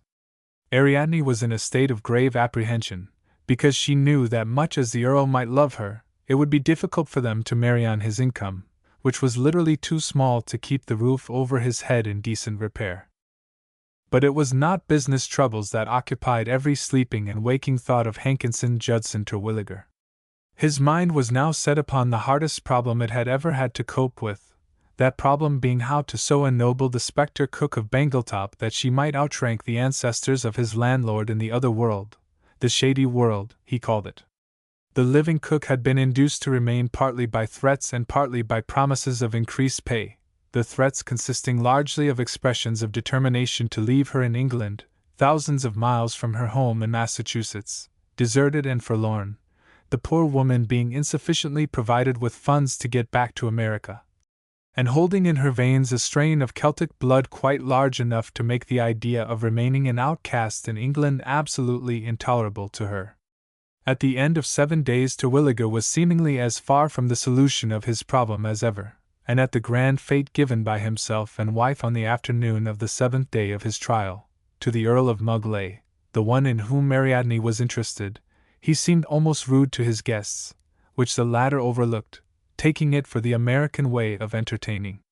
It is very hard for a shoemaker to entertain earls, dukes, and the plainest kind of everyday lords under ordinary circumstances, but when, in addition to the duties of host, the maker of soles has to think out a recipe for the making of an aristocrat out of a deceased plebe, a polite drawing-room manner is hardly to be expected. Mr. Terwilliger's manner remained of the kind to be expected under the circumstances, either better nor worse, until the flunkey at the door announced, in stentorian tones, "The Earl of Mugley." The Earl of Mugley seemed to be the open sesame to the door betwixt Terwilliger and success. Simultaneously with the entrance of the Earl the solution of his problem flashed across the mind of the master of Bangletop, and his affronting demeanor, his preoccupation and all disappeared in an instant. Indeed, so elegantly enthusiastic was his reception of the Earl that Lady Maud Sniffles, on the other side of the room, whispered in the ear of the Hon. Miss Pottleton that Mugley's creditors were in luck, to which the Hon. Miss Pottleton, whose smiles upon the nobleman had been returned unopened, curved her upper lip spitefully, and replied that they were indeed. But she didn't envy Ariadne that pompous little error of nature's, the Earl. "How-de-do, Earl?" said Terwilliger. "Glad to see you looking so well. How's your mamma?" "The Countess is in her usual state of health, Mr. Terwilliger," returned the Earl. "Ain't she coming this afternoon?" "I really can't say," answered Mugley. "I asked her if she was coming, and all she did was to call for her salts. She's a little given to fainting spells, and the slightest shock rather upsets her." And then the Earl turned on his heel and sought out the fair Ariadne, while Terwilliger, excusing himself, left the assemblage, and went directly to his private office in the crypt of the Greek chapel. Arrived there, he seated himself at his desk and wrote the following formal card, which he put in an envelope and addressed to the Earl of Mugley. Illustration. If the Earl of Mugley will call at the private office of Mr. H. Judson Terwilliger at once, he will not only greatly oblige Mr. H. Judson Terwilliger, but may also hear of something to his advantage. The card written, Terwilliger summoned an attendant, ordered a quantity of liqueurs, whiskey, sherry, port, and lemon squash for 2 to be brought to the office, and then sent his communication to the Earl. Now the Earl was a great stickler for etiquette, and he did not at all like the idea of one in his position waiting upon one of Mr. Terwilliger's rank, or lack of rank, and, at first thought, he was inclined to ignore the request of his host, but a combination of circumstances served to change his resolution. He so seldom heard anything to his advantage that, for mere novelty's sake, he thought he would do as he was asked. But the question of his dignity rose up again, and shoving the note into his pocket he tried to forget it. After 5 minutes he found he could not forget it, and putting his hand into the pocket for the missive, meaning to give it a second reading, he drew out another paper by mistake, which was, in brief, a reminder from a firm of London lawyers that he owed certain clients of theirs a few thousands of pounds for the clothing that had adorned his back for the last 2 years, and stating that proceedings would be begun if at the expiration of 3 months the account was not paid in full. The reminder settled it. The Earl of Mugley graciously concluded to grant Mr. H. Judson Terwilliger an audience in the private office under the Greek chapel. "Sit down, Earl, and have a creme de mint with me," said Terwilliger, as the Earl, 4 minutes later, entered the apartment. "Thanks," returned the Earl. "Beautiful color that," he added pleasantly, smacking his lips with satisfaction as the soft green fluid disappeared from the glass into his inner Earl. "Fine," said Terwilliger. "Little unripe, perhaps, but pleasant to the eye. I prefer the hue of the maraschino, myself. Just taste that maraschino, Earl. It's A1, $36 a case. You wanted to see me about some matter of interest to both of us, I believe, Mr. Terwilliger," said the Earl, declining the proffered maraschino. "Well, yes," returned Terwilliger. "More of interest to you, perhaps, than to me. The fact is, Earl, I've taken quite a shine to you, so much of a one in fact, that I've looked you up at a commercial agency, and H. J. Terwilliger never does that unless he's mightily interested in a man." I hope you are not to be prejudiced against me," the Earl said uneasily. By what those cads of tradesmen say about me." "Not a bit," returned Terwilliger. "Not a bit. In fact, what I've discovered has prejudiced me in your favor. You are just the man I've been looking for some days. I've wanted a man with 3 A blood and 3 Z finances for most a week now, and from what I gather from Burke and Bradstreet, you fill the bill. You owe pretty much everybody from your tailor to the collector of pew rents at your church, eh?" "I've been unfortunate in financial matters," returned the Earl, "but I have left the family name untarnished." "So I believe, Earl. That's what I admire about you. Some men with your debts would be driven to drink or other pastimes of a more or less tarnishing nature, and I admire you for the admirable restraint you have put upon yourself. You owe, I am told, about £27,000. My secretary has the figures, I believe," said the Earl, slightly bored. "Well, we'll say 30,000 in round figures. Now, what hope have you of ever paying that sum off?" "None, unless unless I should be fortunate enough to secure a rich wife." "Precisely, that is exactly what I thought," rejoined Terwilliger. "Marriage is your only asset, and as yet that is hardly negotiable. Now I have called you here this afternoon to make a proposition to you. If you will marry according to my wishes, I will give you an income of £5,000 a year for the next 5 years. "I don't quite understand you," the Earl replied, in a disappointed tone. It was evident that £5,000 per annum was too small a figure for his tastes. "I think I was quite plain," said Terwilliger, and he repeated his offer. "I certainly admire the lady very much," said the Earl, "but the settlement of income seems very small." Terwilliger opened his eyes wide with astonishment. "Oh, you admire the lady, eh?" he said. "Well, there's no accounting for tastes." "You surprise me slightly," said the Earl, in response to this remark. "The lady is certainly worthy of any man's admiration. She is refined, cultivated, beautiful, and—" "Ahem," said Terwilliger. "May I ask, my dear Earl, to whom you refer?" "To Ariadne, of course. I thought your course somewhat unusual, but we do not pretend to comprehend you Americans over here. Your proposition is that I shall marry Ariadne?" I hesitate to place on record what Terwilliger said in answer to this statement. It was forcible rather than polite, and the Earl from that moment adopted a new simile for degrees of profanity, substituting "to swear like an American" for the old forms having to do with pirates and troopers.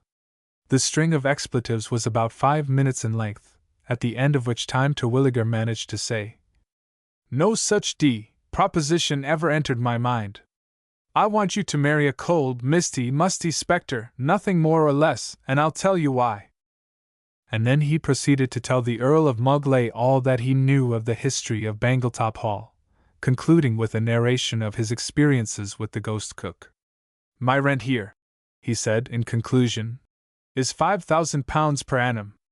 The advertising I get out of the fact of my being here and swelling it with you nabobs is worth £25,000 a year, and I'm willing to pay, in good hard cash, 20% of that amount rather than be forced to give up. Now here's your chance to get an income without an encumbrance and stave off your creditors. Marry the spook, so that she can go back to the spirit land a countess and make it hot for the Bangletops, and don't be so all-fired proud. She'll be disappointed enough, I can tell you, when I inform her that an earl was the best I could do, the promised duke not being within reach. If she says earls are drugs in the market, I won't be able to deny it, and after all, my lad, a good cook is a greater blessing in this world than any earl that ever lived, and a blamed sight rarer." Illustration. "Your proposition is absolutely ridiculous, Mr. Terwilliger," replied the Earl. "I'd look well marrying a draught from a dark cavern, as you call it, now wouldn't I? To say nothing of the impossibility of a Muglay marrying a cook. I cannot entertain the proposition." "You'll find you can't entertain anything if you don't watch out," fumed Terwilliger in return. "I'm not so sure about that," replied the Earl, haughtily, sipping his lemon squash. "I fancy Miss Ariadne is not entirely indifferent to me. Well, you might just as well understand on this 18th day of July 18, as any other time, that my daughter Ariadne never becomes the earless of Muglay," said Terwilliger, in a tone of exasperation. "Not even when her father considers the commercial value of such an alliance for his daughter?" retorted the Earl, shaking his finger in Terwilliger's face. "Not even when the president of the $3 Shoe Company of Soulton, Massachusetts, Limited, considers the advertising sure to result from a marriage between his house and that of Muglay, with presents from Her Majesty the Queen, the Duke of York acting as best man, and telegrams of congratulation from the crowned heads of Europe pouring in at the rate of 2 an hour for half as many hours as there are thrones?" Terwilliger turned pale. The picture painted by the Earl was terribly alluring. He hesitated. He was lost. "Muglay," he whispered hoarsely. "Muglay, I have wronged you. I thought you were a fortune hunter. I see you love her. Take her, my boy, and pass me the brandy."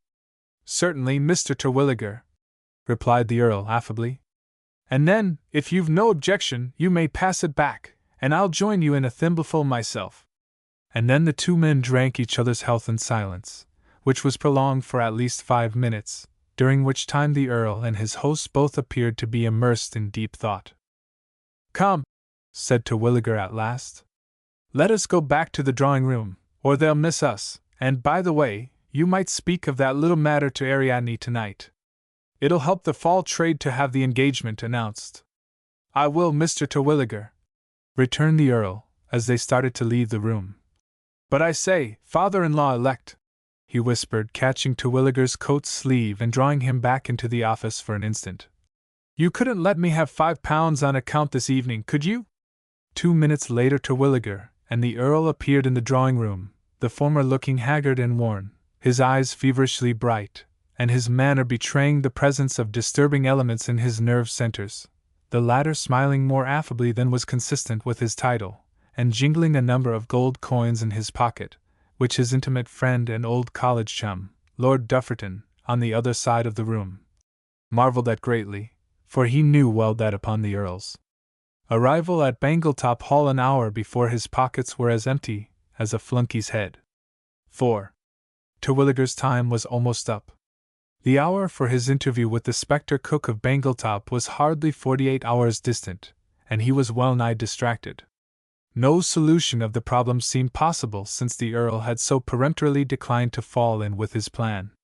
He was glad the Earl had done so, for otherwise he would have been denied the tremendous satisfaction which the consummation of an alliance between his own and one of the oldest and noblest houses of England was about to give him, not to mention the commercial phase of the situation, which had been so potent a factor in bringing the engagement about.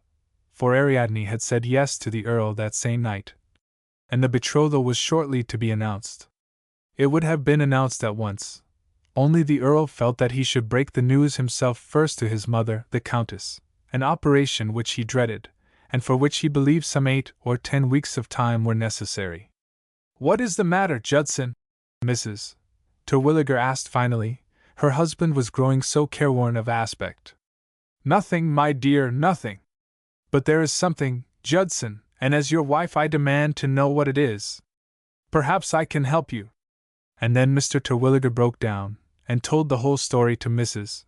Terwilliger, omitting no detail, stopping only to bring that worthy lady to on the half-dozen or more occasions when her emotions were too strong for her nerves, causing her to swoon. When he had quite done, she looked him reproachfully in the eye, and said that if he had told her the truth instead of deceiving her on the night of the spectral visitation, he might have been spared all his trouble. "For you know, Judson," she said, "I have made a study of the art of acquiring titles. Since I read the story of the girl who started in life as an innkeeper's daughter and died a duchess, by Elizabeth Harley Hicks, of Salem, and realized how one might be lowly born and yet rise to lofty heights, it has been my dearest wish that my girls might become noblewomen, and at times, Judson, I have even hoped that you might yet become a duke." "Great Scott!" ejaculated Terwilliger. "That would be awful. Hankinson, Duke of Terwilliger! Why, Molly, I'd never be able to hold up my head in shoe circles with a name on me like that." Illustration. "Is there nothing in the world but shoes, Judson?" asked his wife, seriously. "You'll find shoes are the foundation upon which society stands," chuckled Terwilliger in return. "You are never serious," returned Mrs. Terwilliger. "But now you must be. You are coping with the supernatural. Now I have discovered," continued the lady, "that there are 3 methods by which titles are acquired: birth, marriage, and purchase." "You forget the 4th, achievement," suggested Terwilliger. "Not these days, Judson. It used to be so, but it is not so now. Now the spectre hasn't birth, we can't get any living duke to marry her, dead dukes are hard to find, so there's nothing to do but to buy her a title." "But where?" "In Italy. You can get 'em by the dozen. Every hand organ grinder in America grinds away in the hope of going back to Italy and purchasing a title. Why can't you do the same?" "Me? Me grind a hand organ in America?" cried Hankinson. "No, no, purchase a dukedom." "I don't want a dukedom, I want a duchessdom." "That's all right. Buy the title, give it to the cook, and let her marry some spectre of her own rank, she can give him the title, and there you are." "Good scheme!" cried Terwilliger. "But I say, Molly, don't you think it would be better to get her to bring the spectre over here, and have me give him the title, and then let him marry her here?" "No, I don't. If you give it to him first, the chances are he would go back on his bargain. He'd say that, being a duke, he couldn't marry a cook." "You have a large mind, Molly," said Terwilliger. "I know men," snapped Mrs. Terwilliger. And so it happened.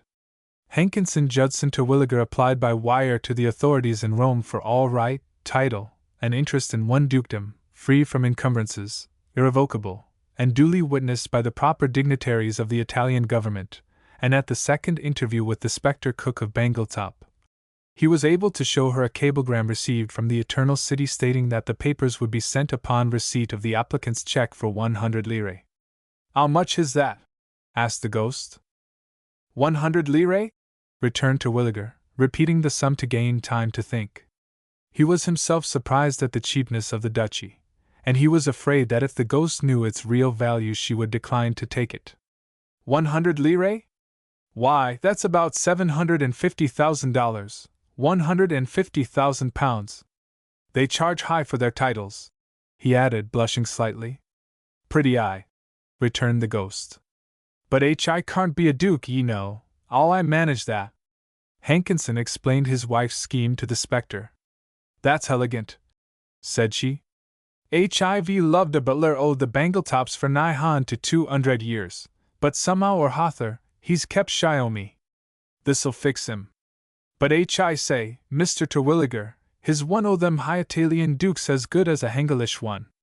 Every bit, said Terwilliger. A duke's a duke the world over. Don't you know the lines of Burns, a duke's a duke for a that? Never heard of him, replied the ghost. Well, you look him up when you get settled down at home. He was a smart man here, and if his ghost does him justice, you'll be mighty glad to know him, Terwilliger answered. And thus was Bangletop Hall delivered of its uncanny visitor. The ducal appointment, entitling its owner to call himself Duke of Cavalcante, was received in due time, and handed over to the curse of the kitchen, who immediately disappeared, and permanently, from the haunts that had known her for so long and so disadvantageously. Bangletop Hall is now the home of a happy family, to whom all are devoted, and from whose menage no cook has ever been known to depart, save for natural causes, despite all that has gone before. Illustration: Ariadne has become Countess of Mugley, and Mrs. Terwilliger is content with her Judson, whom, however, she occasionally calls Duke of Cavalcante, claiming that he is the representative of that ancient and noble family on earth. As for Judson, he always smiles when his wife calls him Duke, but denies the titular impeachment, for he is on good terms with his landlord, whose admiration for his tenant's wholly unexpected ability to retain his cook causes him to regard him as a supernatural being, and therefore worthy of a Bangletop's regard. All of which, Terwilliger says to Mrs. Terwilliger, might not be so, my dear, were I really the Duke, for I honestly believe that if there is a feud of long standing anywhere in the universe, it is between the noble families of Bangletop and Cavalcante over on the other shore. The speck on the lens. Talking about inventions, said the oculist, as he very dexterously pocketed 2 of the pool balls, the handsome ringer, more familiarly known as the 15-ball, and the white ball itself, thereby adding somewhat to the minus side of his string. Talking about inventions, I had a curious experience last August. It was an experience which was not only interesting from an inventive point of view, but it had likewise a moral, which will become more or less obvious as I unfold the story. You know I rented and occupied a place in Yonkers last summer. It was situated on the high lands to the north of the city, a little this side of Greystone, overlooking that magnificent stream, the Hudson, the ever-varying beauties of which so few of the residents along its banks really appreciate. It was a comfortable spot, with a few trees about it, a decent-sized garden, large enough to raise a tomato or 2 for a Sunday night salad, and a lawn which was a cure for sore eyes, its soft, sheeny surface affording a most restful object upon which to feast the tired optic. I believe it was that lawn that first attracted me as I drove by the place with the patient I had in tow. It was just after a heavy shower, and the sun breaking through the clouds and lighting up the rain-soaked grass gave to it a glistening golden greenness that to my eyes was one of the most beautiful and soul-satisfying bits of color I had seen in a long time. Oh, for a summer of that, I said to myself, little thinking that the beginning of a summer thereof was to fall to my lot before many days. For on May 1st I signed papers which made me to all intents and purposes proprietor of the place. For the ensuing 6 months, at one corner of the ground stood, I should say, a dozen apple trees, the spreading branches of which seemed to form a roof for a sort of enchanted bower, in which, you may be sure, I passed many of my leisure hours, swinging idly in a hammock, the cool breezes from the Hudson, concerning which so many people are skeptical, but which nevertheless exist, bringing delight to the ear and nostril as well as to the fevered brow, which is so fashionable in the neighborhood of New York in the summer, making the leaves rustle in a tuneful sort of fashion, and laden heavily with the sweet odors of many a garden close over which they passed before they got to me. Put that in rhyme, doctor, and there's your poem, said the lieutenant, as he made a combination scratch involving every ball on the table. I'll do it, said the doctor, and then I'll have it printed as Appendix J to the 3rd edition of my work on 60 astigmatisms, and how to acquire them.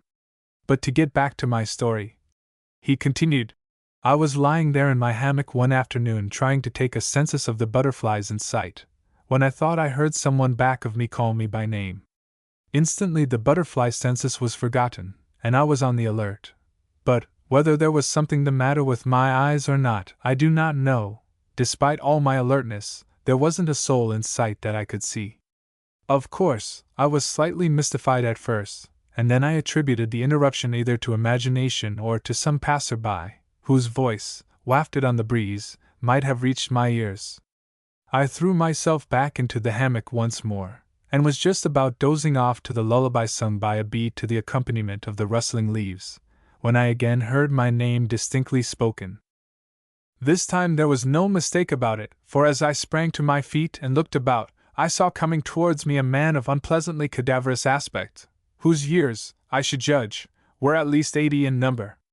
His beard was so long and scant that, to keep the breezes from blowing it about to his discomfort, he had tucked the ends of it into his vest pocket. His eyes, black as coals, were piercing as gimlets, their sharpness equaled by nothing that I had ever seen, excepting perhaps the point of this same person's nose, which was long and thin, suggesting a razor with a bowie point. His slight body was clad in somber garb, and at first glance he appeared to me so disquietingly like a visitor from the supernatural world that I shuddered. But when he spoke, his voice was all gentleness, and whatever of fear I had experienced was in a moment dissipated. "You are Dr. Carey?" he said in a timid sort of fashion. "Yes," I replied, "I am. What can I do for you?" "The distinguished oculist?" he added, as if not hearing my question. "Well, I'm a sort of notorious eye doctor," I answered, my well-known modesty preventing my entire acquiescence in his manner of putting it. He smiled pleasantly as I said this, and then drew out of his coat-tail pocket a small tin box, which, until he opened it, I suppose contained a drinking cup, one of those folding tin cups. "Dr. Carey," said he, sitting down in the hammock which I had vacated, and toying with the tin box, a proceeding that was so extraordinarily cool that it made me shiver, "I have been looking for you for just 63 mortal years." "Excuse me," I returned, as nonchalantly as I could, considering the fact that I was beginning to be annoyed. "Excuse me, but that statement seems to indicate that I was born famous, which I'm inclined to doubt. Inasmuch as I am not yet 50 years old, I cannot understand how it has come to pass that you have been looking for me for 63 years. "Nevertheless, my statement was correct," said he. "I have been looking for you for 63 years, but not for you as you." This made me laugh, although it added slightly to my nervousness, which was now beginning to return. To have a man with a tin box in his hand tell me he had been looking for me for 13 years longer than I had lived, and then to have him add that it was not, however, me as myself that he wanted, was amusing in a sense, and yet I could not help feeling that it would be a relief to know that the tin box did hold a drinking cup, and not dynamite. "You seem to speak English," I said in answer to this remark, "and I have always thought I understood that language pretty well, but you'll excuse me if I say that I don't see your point." "Why is it that great men are so frequently obtuse?" he said languidly, giving the ground such a push with his toe that it set the hammock swinging furiously. "When I say that I have searched for you all these years, but not for you as you, I mean not for you as Dr. Carey, not for you as an individual, but for you as the possessor of a very rare eye." "Go on," I said, feebly, and rubbed my forehead, thinking perhaps my brains had got into a tangle, and were responsible for this extraordinary affair. "What is the peculiar quality which makes my eye so rare?" "There is only one pair of eyes like them in the world that I know of," said the stranger, "and I have visited all lands in search of them and experimented with all kinds of eyes." "And I am the proud possessor of that pair?" I queried, becoming slightly more interested. "Not you," said he. "You and I together possess that pair, however." "You and I cried. "Yes," said he. "Your left eye and my right have the honor of being the only two unique eyes in the world." "That's queer too," I observed, a mixture of sarcasm and flippancy in my tones, I fear. "You mean tonique, don't you?" The old gentleman drew himself up with dignity, made a gesture of impatience, and remarked that if I intended to be flippant he would leave me. Of course I would not hear of this, now that my curiosity had been aroused, and so I apologized. "Don't mention it," he said. "But, my dear doctor, you cannot imagine my sensations when I found your eye yesterday." "Oh! You found it yesterday, did you?" I put in. "Yes," he said, on 43rd Street. I was on 43rd Street yesterday, I replied, but really I was not conscious of the loss of my eye. Nobody said you had lost it, said my visitor. I only said I had found it. I mean by that I found it as Columbus found America. America was not necessarily lost before it was found. I had the good fortune to be passing through the street as you left your club. I glanced into your face as I passed, caught sight of your eye, and my heart stood still. There at last was that for which I had so long and so earnestly searched, and so overcome was I with joy at my discovery that I seemed to lose all power of speech, of locomotion, or of sane thought, and not until you had passed entirely out of sight did I return really to my senses. Then I rushed madly into the clubhouse I had seen you leave a few moments before, described you to the man at the door, learned your name and address, and well, here I am. And what does all this extraordinary nonsense lead up to? I asked. What do you intend to do about my eye? Do you wish to borrow it, buy it, or steal it? Dr. Carey, said my visitor sadly, I shall not live very long. I have reason to believe that another summer will find me in my grave, and I do not want to die without imparting to the world the news of a marvelous discovery I have made, the details of a wonderful invention that I have not only conceived, but have actually put into working order. I, an unknown man, too old to be able to refute the charge of senility were any one disposed to question the value of my statements, could announce to the world my great discovery 1,000 times a day, and very properly the world would decline to believe in me. The world would cry humbug, and I should have been unable, had I failed to find you, to convince the world that I was not a humbug. With the discovery of your eye, all that is changed. I shall have an ally in you, and that is valuable for the reason that your statements, whatever they may be, will always be entitled to and will receive respectful attention. Here in this box is my invention. I shall let you discover its marvelous power for yourself, hoping that when you have discovered its power, you will tell the world of it, and of its inventor. With that, said the doctor, the old fellow handed me the tin box, which I opened with considerable misgivings as to possible results. There was no explosion, however. The cover came off easily enough, and on the inside was a curiously shaped telescope, not a drinking cup, as I had at first surmised. Why, it's a telescope, isn't it? I said. Yes. What did you suppose it was? He asked. I hadn't an idea, I replied, not exactly truthfully. But it can't be good for much in this shape, I added, for, as I pulled the parts out and got it to its full length, I found that each section was curved, and that the whole formed an arc, which, though scarcely perceptible, nevertheless should, it seemed to me, have interfered with the utility of the instrument. That's the point I want you to establish one way or the other, said my visitor, getting up out of the hammock, and pacing nervously up and down the lawn. To my eye that telescope is a marvel, and is the result of years of experiment. It fulfills my expectations, and if your eye is what I think it is, I shall at last have found another to whom it will appear the treasure it appears to me to be. You have a tower on your house, I see. Let us go up on the roof of the tower, and test the glass. Then we shall see if I claim too much for it. The earnestness of the old gentleman interested me hugely, and I led the way through the garden to the house, up the tower stairs to the roof, and then standing there, looking across the river at the Palisades looming up like a huge fortress before me, I put the telescope to my eye. I see absolutely nothing, I said, after vainly trying to fathom the depths of the instrument. Alas, began the old gentleman, and then he laughed, nervously. You are using the wrong eye. Try the other one. It is your left eye that has the power to show the virtues of this glass. I obeyed his order, and then a most singular thing happened. Strange sights met my gaze. At first I could see nothing but the Palisades opposite me, but in an instant my horizon seemed to broaden, the vista through the telescope deepened, and before I knew it my sight was speeding, now through a beautiful country, over fields, hills, and valleys, then on through great cities, out to and over a broad, gently undulating stretch which I at once recognized as the prairie lands of the West. In a minute more I began to catch the idea of this wonderful glass, for I now saw rising up before me the wonderful beauties of the Yosemite, and then, like a flash of the lightning, my vision passed over the Sierra Nevada range, my eye swept down upon San Francisco, and was soon speeding over the waters of the Pacific. 2 minutes later I saw the strange pagodas of the Chinese rising before me. Sweeping my glass to the north, bleak Siberia met my gaze, then to the south I saw India, her jungles, her waste places. Not long after, a most awful sight met my gaze. I saw a huge ship at the moment of foundering in the Indian Ocean. Horrified, I turned my glass again to the north, and the minarets of Stamboul rose up before me, then the dome of St. Peter's at Rome, then Paris, then London, then the Atlantic Ocean. I leveled my glass due west, and finally I could see nothing but one small, black speck, as like to a fleck of dust as to anything else, on the lens at the other end.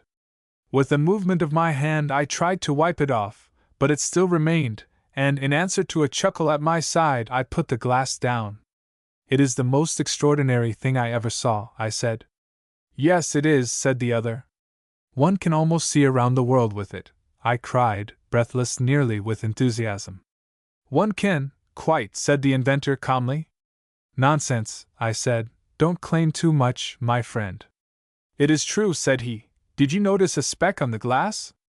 "I am sure you did, for you tried to remove it." "Yes," said I did. "But what of it?" "What does that signify?" "It proves what I said," he answered. "You did see all the way around the world with that glass. The black spot on the lens that you thought was a piece of dust was the back of your own head." "Nonsense, my boy." "The back of my head is bigger than that," I said. "Certainly it is," he responded, "but you must make some allowance for perspective. The back of your head is a trifle less than 24,000 miles from the end of your nose the way you were looking at it." "You mean to say," began the lieutenant, as the doctor paused to chalk his cue. "Never mind what I mean to say," said the doctor. "Reflect upon what I have said." "But the man and the telescope, what became of them?" asked the lieutenant. "I was about to tell you that. The old fellow who had made this marvelous glass, which to 2 eyes that he knew of, and to only 2, would work as was desired, feeling that he was about to die, had come to me to offer the glass for sale on 2 considerations. One was a consideration of $25. The other was that I would leave no stone unturned to discover a possible third person younger than myself with an eye similar to those we had, to whom at my death the glass should be transmitted, exacting from him the promise that he too would see that it was passed along in the same manner into the hands of posterity. I was also to acquaint the world with the story of the glass and the name of its inventor to the fullest extent possible." "And you, of course, accepted?"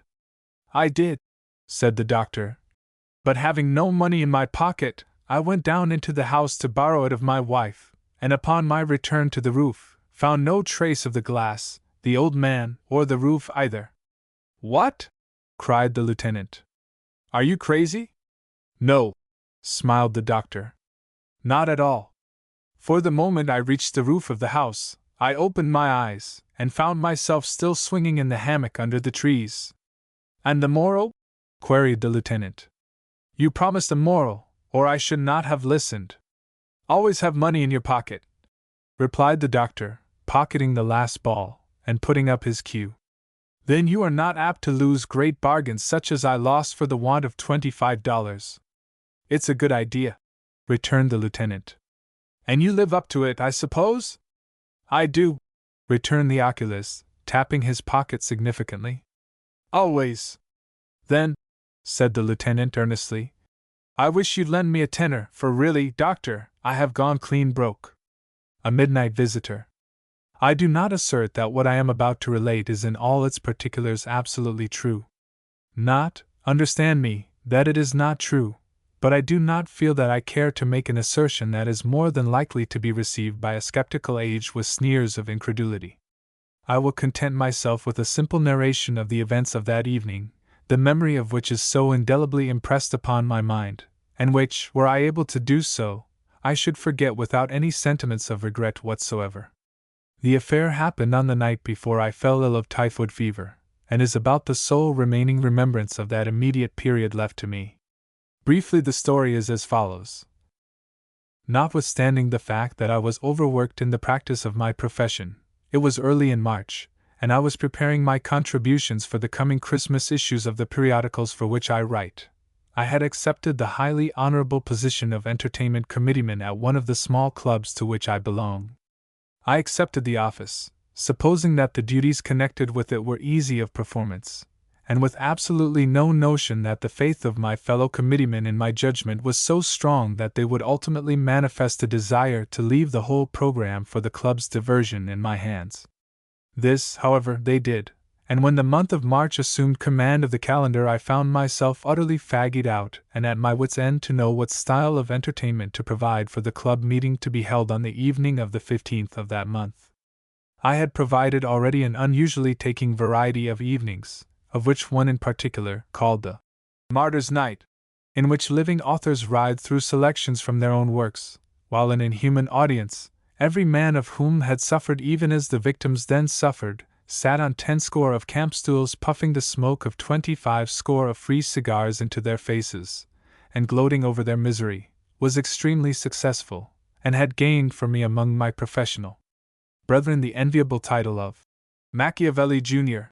This performance, in fact, was the one now uppermost in the minds of the club members, having been the most recent of the series, and it had been prophesied by many men whose judgment was unassailable that no man, not even I, could ever conceive of anything that could surpass it. Disposed at first to question the accuracy of a prophecy to the effect that I was, like most others of my kind, possessed of limitations, I came finally to believe that perhaps, after all, these male Cassandras with whom I was thrown were right. Indeed, the more I racked my brains to think of something better than the Martyr's Night, the more I became convinced that in that achievement I had reached the zenith of my powers. The thing for me to do now was to hook myself securely on to the zenith and stay there. But how to do it? That was the question which drove sleep from my eyes, and deprived me for a period of 6 weeks of my reason, my hair departing immediately upon the restoration thereof, a not uncommon after symptom of typhoid. Illustration. It was a typical March night, this one upon which the extraordinary incident about to be related took place. It was the kind of night that novelists use when they are handling a mystery that in the abstract would amount to nothing, but which in the concrete of a bit of wild, weird, and windy nocturnalism sends the reader into hysterics. It may be, I shall not attempt to deny it, that had it happened upon another kind of an evening, a soft, mild, balmy June evening, for instance, my own experience would have seemed less worthy of preservation in the amber of publicity, but of that the reader must judge for himself.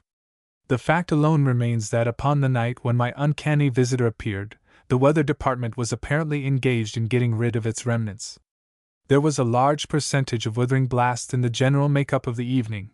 There were rain and snow, which alternated in pattering upon my window pane and whitening the apology for a wold that stands 3 blocks from my flat on Madison Square.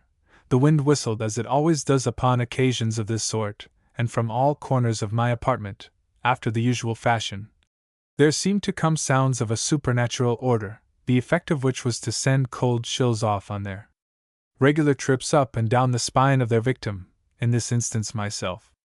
I wish that at the time the hackneyed quality of these sensations had appealed to me.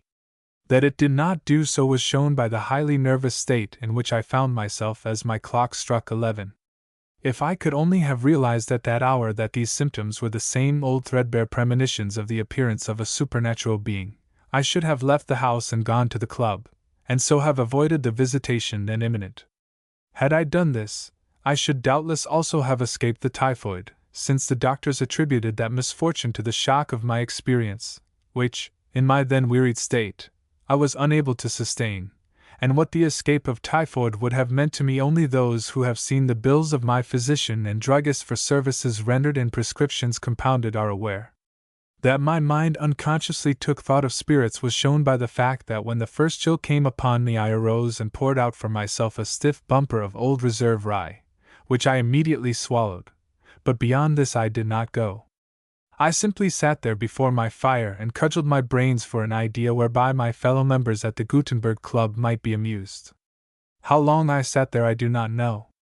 It may have been 10 minutes, it may have been an hour. I was barely conscious of the passing of time, but I do know that the clock in the Dutch Reformed Church steeple at 29th Street and 5th Avenue was clanging out the first stroke of the hour of midnight when my doorbell rang. Theretofore, if I may be allowed the word, the tintinnabulation of my doorbell had been invariably pleasing unto me. I am fond of company, and company alone was betokened by its ringing, since my creditors gratify their passion for interviews at my office, if perchance they happened to find me there. But on this occasion, I could not at the moment tell why, its clanging seemed the very essence of discord. It jangled with my nervous system, and as it ceased I was conscious of a feeling of irritability which is utterly at variance with my nature outside of business hours. In the office, for the sake of discipline, I frequently adopt a querulous manner, finding it necessary in dealing with office boys, but the moment I leave shop behind me I become a different individual entirely, and have been called a moteless sunbeam by those who have seen only that side of my character.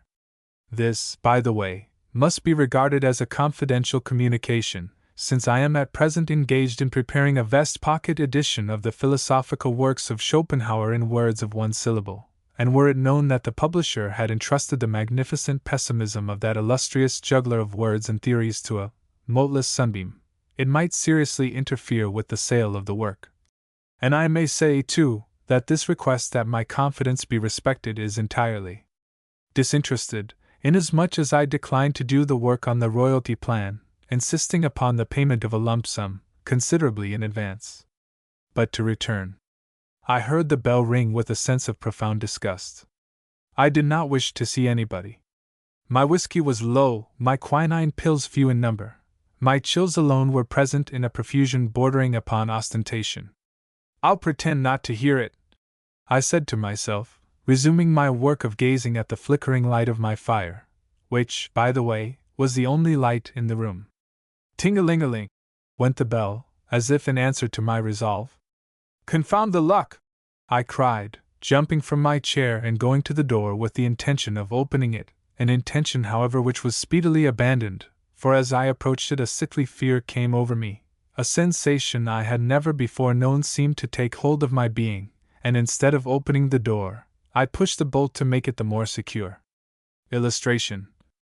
There's a hint for you, whoever you are, I cried. Do you hear that bolt slide, you? I added tremulously, for from the other side there came no reply, only a more violent ringing of the bell. See here, I called out, as loudly as I could. Who are you, anyhow? What do you want? There was no answer, except from the bell, which began again. Bell wire's too cheap to steal, I called again. If you want wire, go buy it, don't try to pull mine out. It isn't mine, anyhow. It belongs to the house.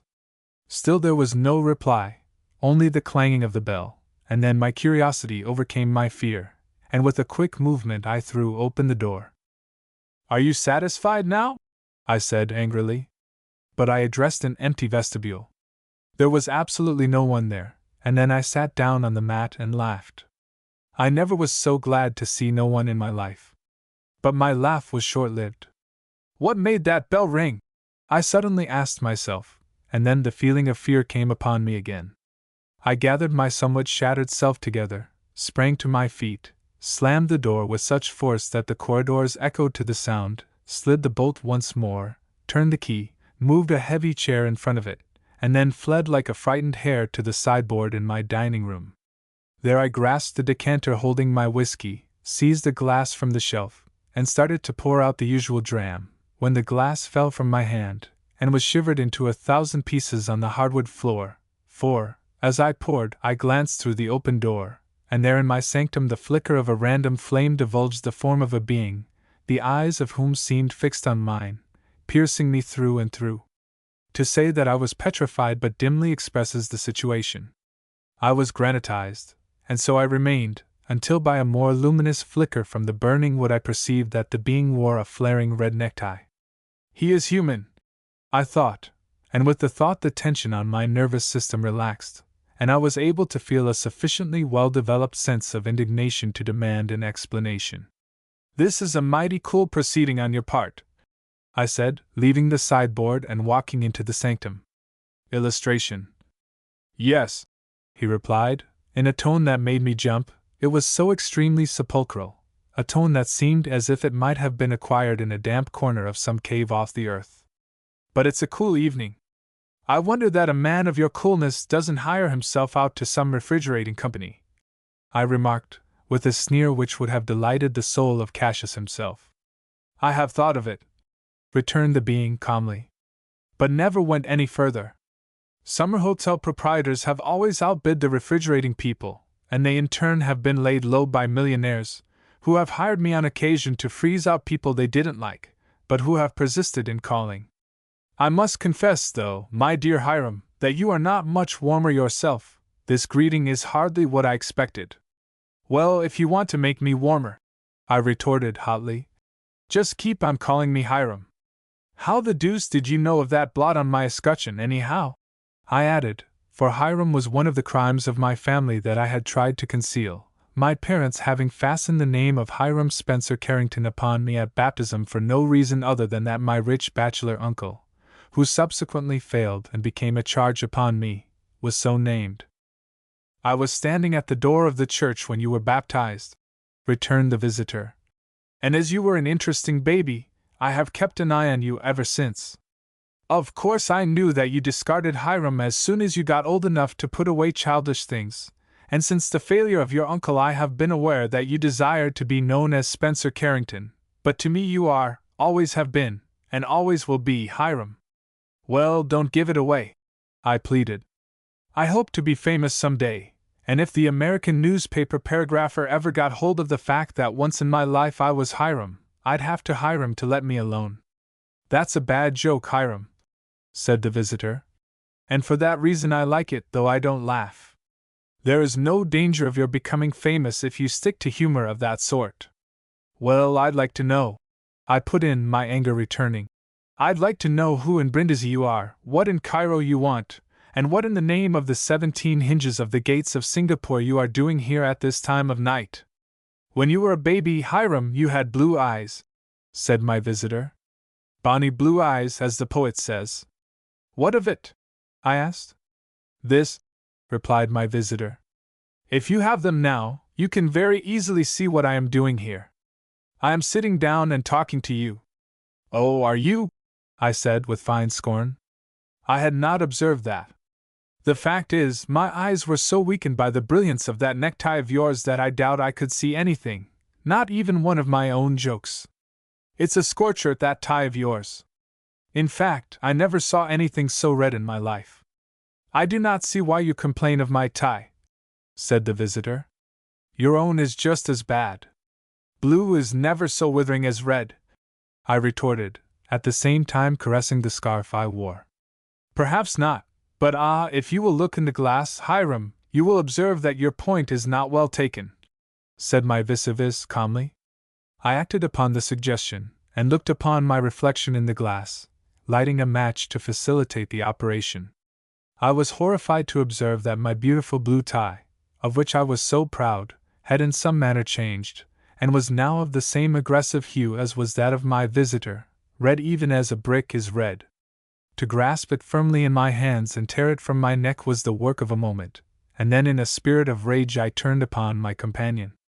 See here, I cried. I've had quite enough of you. I can't make you out, and I can't say that I want to. You know where the door is, you will oblige me by putting it to its proper use. Illustration. Sit down, Hiram, said he, and don't be foolish and ungrateful. You are behaving in a most extraordinary fashion, destroying your clothing and acting like a madman generally. What was the use of ripping up a handsome tie like that? I despise loud hues. Red is a jockey's color, I answered. But you did not destroy the red tie, said he, with a smile. You tore up your blue one, look. There it is on the floor. The red one you still have on. Investigation showed the truth of my visitor's assertion. That flaunting streamer of anarchy still made my neck infamous, and before me on the floor, an almost unrecognizable mass of shreds, lay my cherished cerulean tie. The revelation stunned me, tears came into my eyes, and trickling down over my cheeks, fairly hissed with the feverish heat of my flesh. My muscles relaxed, and I fell limp into my chair. You need stimulant, said my visitor kindly. Go take a drop of your old reserve, and then come back here to me. I've something to say to you, Will you join me? I asked faintly. No, returned the visitor. I am so fond of whiskey that I never molest it. That act which is your stimulant is death to the rye. Never realized that, did you? No, I never did, I said meekly. And yet you claim to love it. Bah, he said. And then I obeyed his command, drained my glass to the dregs, and returned. What is your mission? I asked, when I had made myself as comfortable as was possible under the circumstances. To relieve you of your woes, he said. You are a homeopath, I observe, said I with a sneer. You are a homeopath in theory and an allopath in practice. I am not usually unintelligent, said he. I failed to comprehend your meaning. Perhaps you express yourself badly. I wish you'd express yourself for Zululand, I retorted hotly. What I mean is, you believe in the similia similibus business, but you prescribe large doses. I don't believe troubles like mine can be cured on your plan. A man can't get rid of his stock by adding to it. Illustration. Ah, I see. You think I have added to your troubles? I don't think so, I answered, with a fond glance at my ruined tie. I know so. Well, wait until I have laid my plan before you, and see if you won't change your mind, said my visitor, significantly. All right, I said. Proceed. Only hurry. I go to bed early, as a rule, and it's getting quite early now. It's only 1 o'clock, said the visitor, ignoring the sarcasm. But I will hasten, as I've several other calls to make before breakfast. Are you a milkman? I asked. You are flippant, he replied. But Hiram, he added, I have come here to aid you in spite of your unworthiness. You want to know what to provide for your club night on the 15th. You want something that will knock the martyr's night silly. Not exactly that, I replied. I don't want anything so abominably good as to make all the other things I have done seem failures. That is not good business. Would you like to be hailed as the discoverer of genius? Would you like to be the responsible agent for the greatest exhibition of skill in a certain direction ever seen? Would you like to become the most famous impresario the world has ever known? No, I said, forgetting my dignity under the enthusiasm with which I was inspired by my visitor's words, and infected more or less with his undoubtedly magnetite spirit. Now you're shouting. I thought so, Hiram. I thought so, and that's why I am here. I saw you on Wall Street today, and read your difficulty at once in your eyes, and I resolved to help you.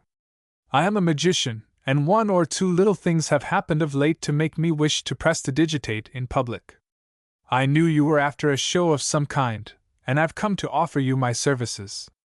Oh, Shaw, I said. The members of the Gutenberg Club are men of brains, not children.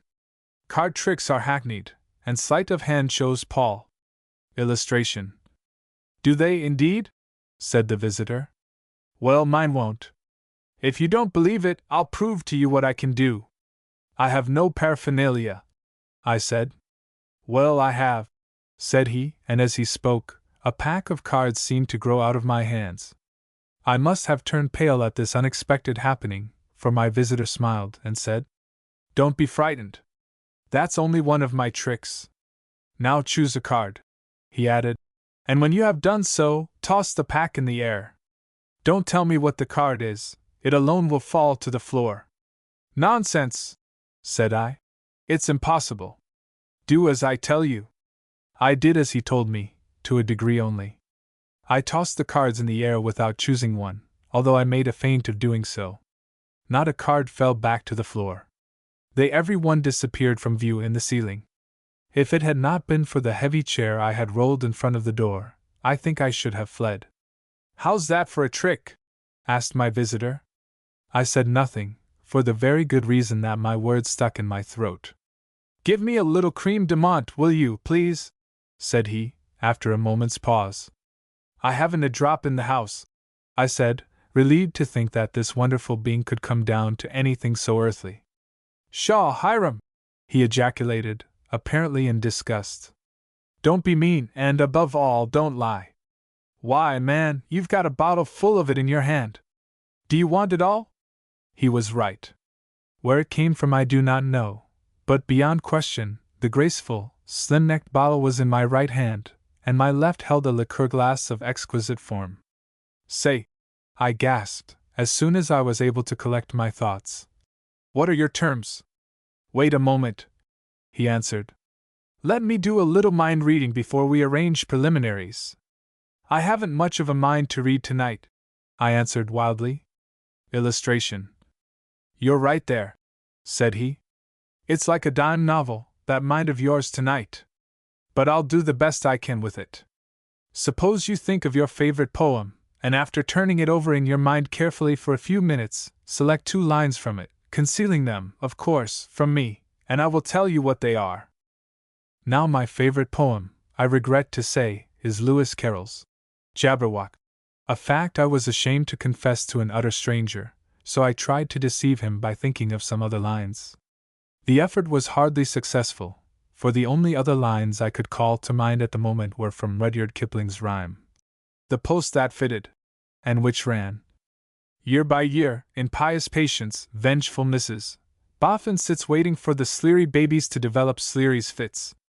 Humph! Ejaculated my visitor. You're a great Hiram, you are. And then rising from his chair and walking to my Poet's Corner, the magician selected 2 volumes. There, said he, handing me the departmental ditties. You'll find the lines you tried to fool me with at the foot of page 13. Look! I looked, and there lay that vile Sleary sentiment, in all the majesty of type, staring me in the eyes. And here, added my visitor, opening Alice in the looking-glass, here is the poem that to your mind holds all the philosophy of life. Come to my arms, my beamish boy, he chortled in his joy. I blushed and trembled. Blushed that he should discover the weakness of my taste, trembled at his power.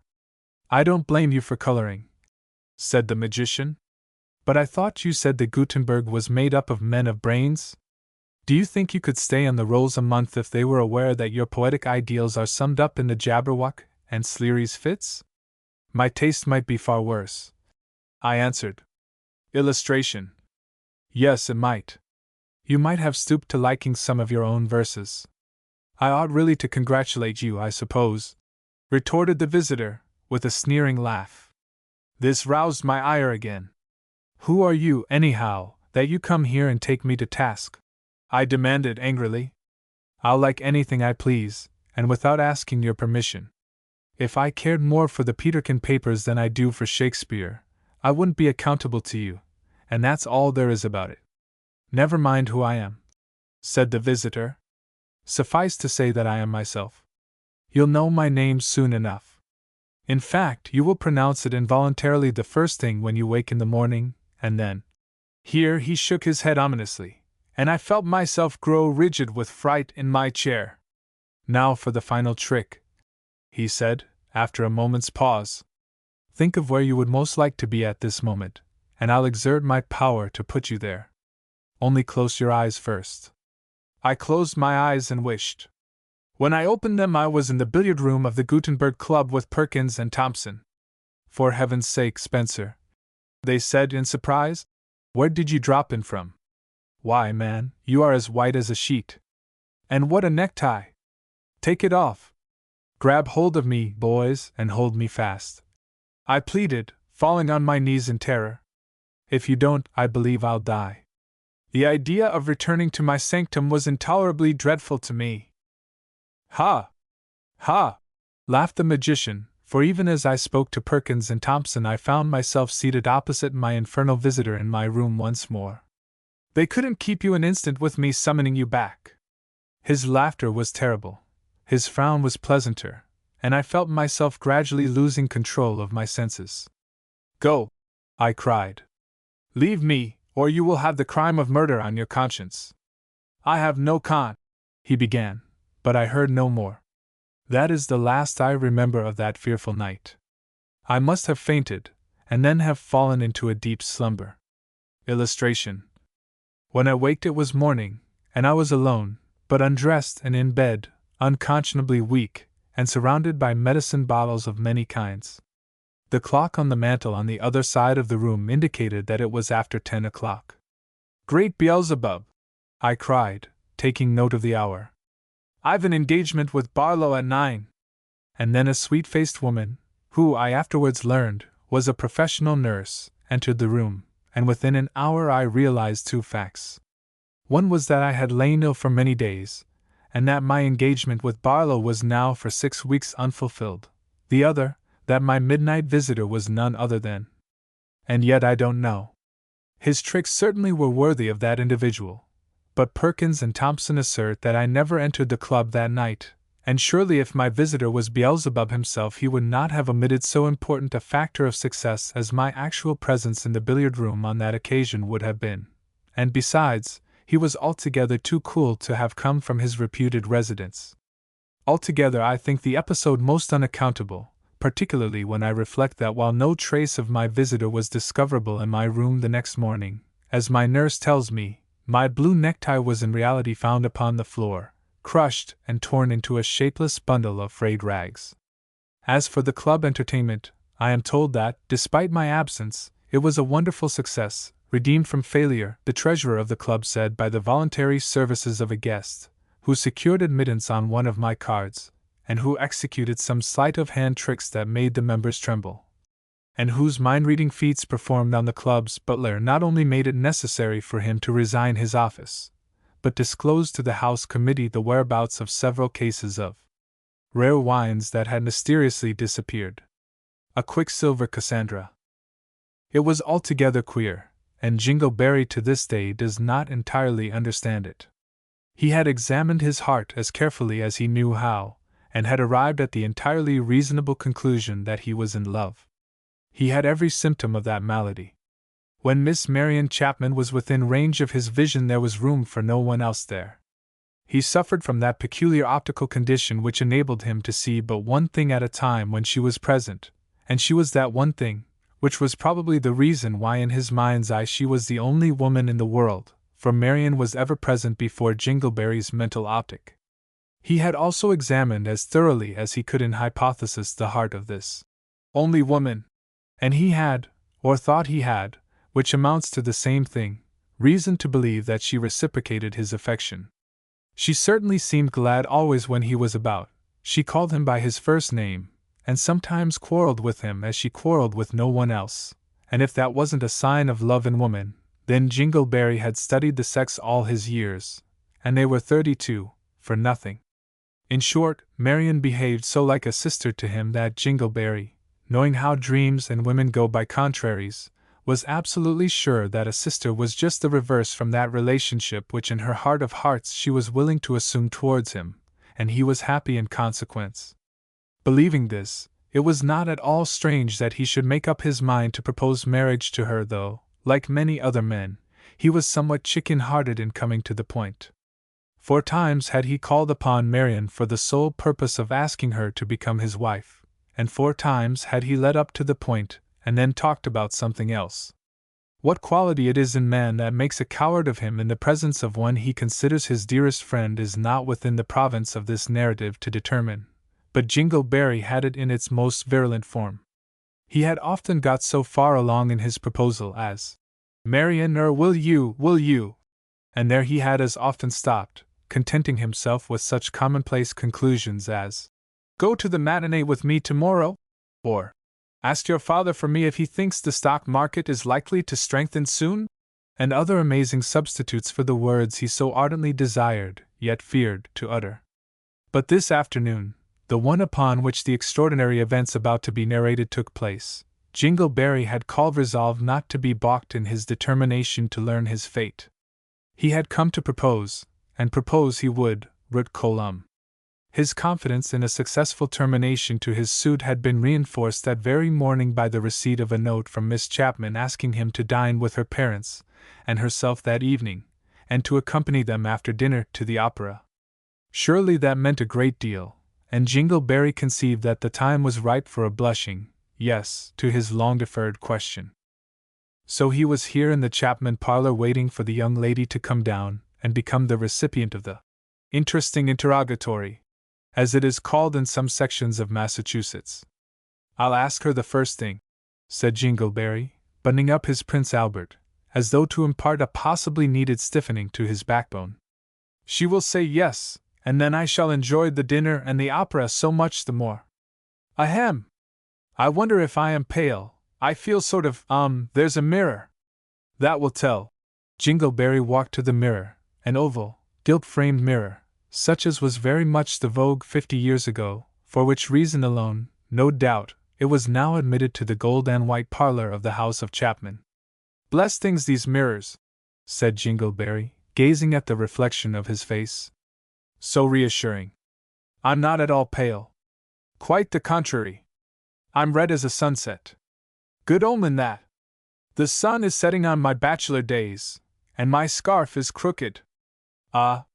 The ejaculation was one of pleasure, for pictured in the mirror Jingleberry saw the form of Marian entering the room through the portieres. How do you do, Marian? Been admiring myself in the glass? He said, turning to greet her. Aye. Here he stopped, as well he might, for he addressed no one. Miss Chapman was nowhere to be seen. Dear me, said Jingleberry, rubbing his eyes in astonishment. How extraordinary! I surely thought I saw her. Why, I did see her, that is, I saw her reflection in the GLA. Ha! Ha! She caught me gazing at myself there and has hidden. He walked to the door and drew the portiere aside and looked into the hall. There was no one there. He searched every corner of the hall and of the dining room at its end, and then returned to the parlor, but it was still empty. And then occurred the most strangely unaccountable event in his life. As he looked about the parlor, he for the second time found himself before the mirror, but the reflection therein, though it was of himself with his back turned to his real self, as he stood gazing amazedly into the glass. And besides this, although Jingleberry was alone in the real parlor, the reflection of the dainty room showed that there he was not so. For seated in her accustomed graceful attitude in the reflected armchair was nothing less than the counterfeit presentment of Marian Chapman herself. It was a wonder Jingleberry's eyes did not fall out of his head, he stared so. What a situation it was, to be sure, to stand there and see in the glass a scene which, as far as he could observe, had no basis in reality. And how interesting it was for Jingleberry to watch himself going through the form of chatting pleasantly there in the mirror's depths with the woman he loved. It almost made him jealous, though the reflected Jingleberry was so entirely independent of the real Jingleberry. The jealousy soon gave way to consternation, for, to the wondering suitor, the independent reflection was beginning to do that for which he himself had come. In other words, there was a proposal going on there in the glass, and Jingleberry enjoyed the novel sensation of seeing how he himself would look when passing through a similar ordeal. Altogether, however, it was not as pleasing as most novelties are, for there were distinct signs in the face of the mirrored Marian that the mirrored Jingleberry's words were distasteful to her, and that the proposition he was making was not one she could entertain under any circumstances. She kept shaking her head, and the more she shook it, the more the glazed Jingleberry seemed to implore her to be his. Finally, Jingleberry saw his quicksilver counterpart fall upon his knees before Marian of the glass, and hold out his arms and hands towards her in an attitude of prayerful despair, whereupon the girl sprang to her feet, stamped her left foot furiously upon the floor, and pointed the unwelcome lover to the door. Jingleberry was fairly staggered. What could be the meaning of so extraordinary a freak of nature? Surely it must be prophetic. Fate was kind enough to warn him in advance, no doubt, otherwise it was a trick. And why should she stoop to play so paltry a trick as that upon him? Surely fate would not be so petty. No, it was a warning. The mirror had been so affected by some supernatural agency that it divined and reflected that which was to be instead of confining itself to what Jingleberry called simultaneity. It led instead of following or acting coincidentally with the reality, and it was the part of wisdom, he thought, for him to yield to its suggestion and retreat, and as he thought this, he heard a soft, sweet voice behind him. "I hope you haven't got tired of waiting, Tom," it said, and turning, Jingleberry saw the unquestionably real Marian standing in the doorway. "No," he answered shortly. I have had a pleasant, very entertaining 10 minutes, but I must hurry along, Marian," he added. "I only came to tell you that I have a frightful headache, and I can't very well manage to come to dinner or go to the opera with you tonight." "Why, Tom?" pouted Marian. "I am awfully disappointed. I had counted on you, and now my whole evening will be spoiled. Don't you think you can rest a little while, and then come?" "Well, I want to, Marian," said Jingleberry. "But to tell the truth, I really am afraid I am going to be ill. I've had such a strange experience this afternoon." "Tell me what it was," suggested Marian, sympathetically, and Jingleberry did tell her what it was. He told her the whole story from beginning to end, what he had come for, how he had happened to look in the mirror, and what he saw there, and Marian listened attentively to every word he said. She laughed once or twice, and when he had done she reminded him that mirrors have a habit of reversing everything, and somehow or other Jingleberry's headache went, and well, everything went. The Ghost Club, an unfortunate episode in the life of number 5010. Number 5010 was at the time when I received the details of this story from his lips a stalwart man of 38, swart of hue, of pleasing address, and altogether the last person one would take for a convict serving a term for sneak thieving. The only outer symptoms of his actual condition were the striped suit he wore, the style and cut of which are still in vogue at Sing Sing prison, and the closely cropped hair, which showed off the distinctly intellectual lines of his head to great advantage. He was engaged in making shoes when I first saw him, and so impressed was I with the contrast between his really refined features and grace of manner, and those of his brutish-looking companions, that I asked my guide who he was, and what were the circumstances which had brought him to Sing Sing. Illustration. "He pegs shoes like a gentleman," I said. "Yes," returned the keeper.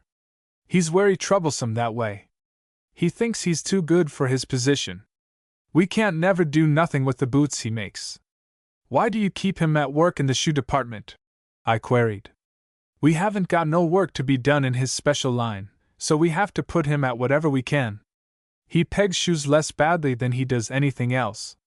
"What was his special line?" "He was a gentleman of leisure travelin' for his health afore he got into the toils o' the law. His real name is Marmaduke Fitzstappington de Wolfe, of Pelhamhurst by the Sea, Warwickshire. He landed in this country of a Tuesday, took to collectin' souvenir spoons of a Friday, was jugged the same day, tried, convicted, and there he sets. In for 2 years more." "How interesting," I said. "Was the evidence against him conclusive?" "Extremely. A half-dozen spoons was found on his person." "He pleaded guilty, I suppose?" "Not him. He claimed to be as innocent as a newborn babe. Told a cock-and-bull story about having been deluded by spirits, but the judge and jury wasn't to be fooled. They gave him every chance, too. He even cabled himself, the judge did, to Pelhamhurst by the Sea, Warwickshire, at his own expense, to see if the man was an impostor, but he never got no reply. There was them as said there wasn't no such place as Pelhamhurst by the Sea in Warwickshire, but they never proved it." "I should like very much to interview him," said I. "It can't be done, sir," said my guide. "The rules is very strict." "You couldn't, arrange an interview for me?" I asked, jingling a bunch of keys in my pocket. He must have recognized the sound, for he colored and gruffly replied, "I has me orders, and I obeys 'em.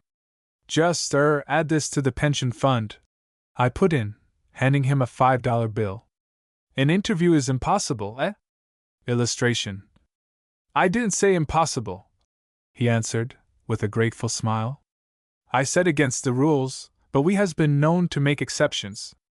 I think I can fix you up." Suffice it to say that he did fix me up, and that 2 hours later 5010 and I sat down together in the cell of the former, a not too commodious stall, and had a pleasant chat, in the course of which he told me the story of his life, which, as I had surmised, was to me, at least, exceedingly interesting, and easily worth twice the amount of my contribution to the pension fund under the management of my guide of the morning. "My real name," said the unfortunate convict, "as you may already have guessed, is not 5010. That is an alias forced upon me by the state authorities. My name is really Austin Merton Surrens." "Ahem," I said. Then my guide erred this morning when he told me that in reality you were Marmaduke Fitzstappington de Wolfe, of Pelhamhurst by the Sea, Warwickshire? Number 5010 laughed long and loud.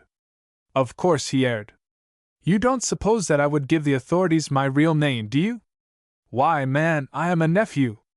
I have an aged uncle, a rich millionaire uncle, whose heart and will it would break were he to hear of my present plight. Both the heart and will are in my favor, hence my tender solicitude for him. I am innocent, of course, convicts always are, you know, but that wouldn't make any difference. He'd die of mortification just the same. It's one of our family traits, that. So I gave a false name to the authorities, and secretly informed my uncle that I was about to set out for a walking trip across the great American desert, requesting him not to worry if he did not hear from me for a number of years, America being in a state of semi-civilization, to which males outside of certain districts are entirely unknown. My uncle, being an Englishman and a conservative gentleman, addicted more to reading than to travel, accepts the information as veracious and suspects nothing, and when I am liberated I shall return to him, and at his death shall become a conservative man of wealth myself. See? But if you are innocent and he rich and influential, why did you not appeal to him to save you? I asked. Because I was afraid that he, like the rest of the world, would decline to believe my defense. Sighed 5010. It was a good defense, if the judge had only known it, and I'm proud of it. But ineffectual, I put in. And so not good. Alas, yes. This is an incredulous age. People, particularly judges, are hard-headed practical men of affairs. My defense was suited more for an age of mystical tendencies. Why, will you believe it, sir, my own lawyer, the man to whom I paid $18.75 for championing my cause, told me the defense was rubbish, devoid even of literary merit. What chance could a man have if his lawyer even didn't believe in him? None, I answered sadly. And you had no chance at all, though innocent? Yes, I had one, and I chose not to take it. I might have proved myself non compos mentis, but that involved my making a fool of myself in public before a jury, and I have too much dignity for that, I can tell you. I told my lawyer that I should prefer a felon's cell to the richly furnished flat of a wealthy lunatic, to which he replied, then all is lost, and so it was. I read my defense in court. The judge laughed, the jury whispered, and I was convicted instanter of stealing spoons, when murder itself was no further from my thoughts than theft.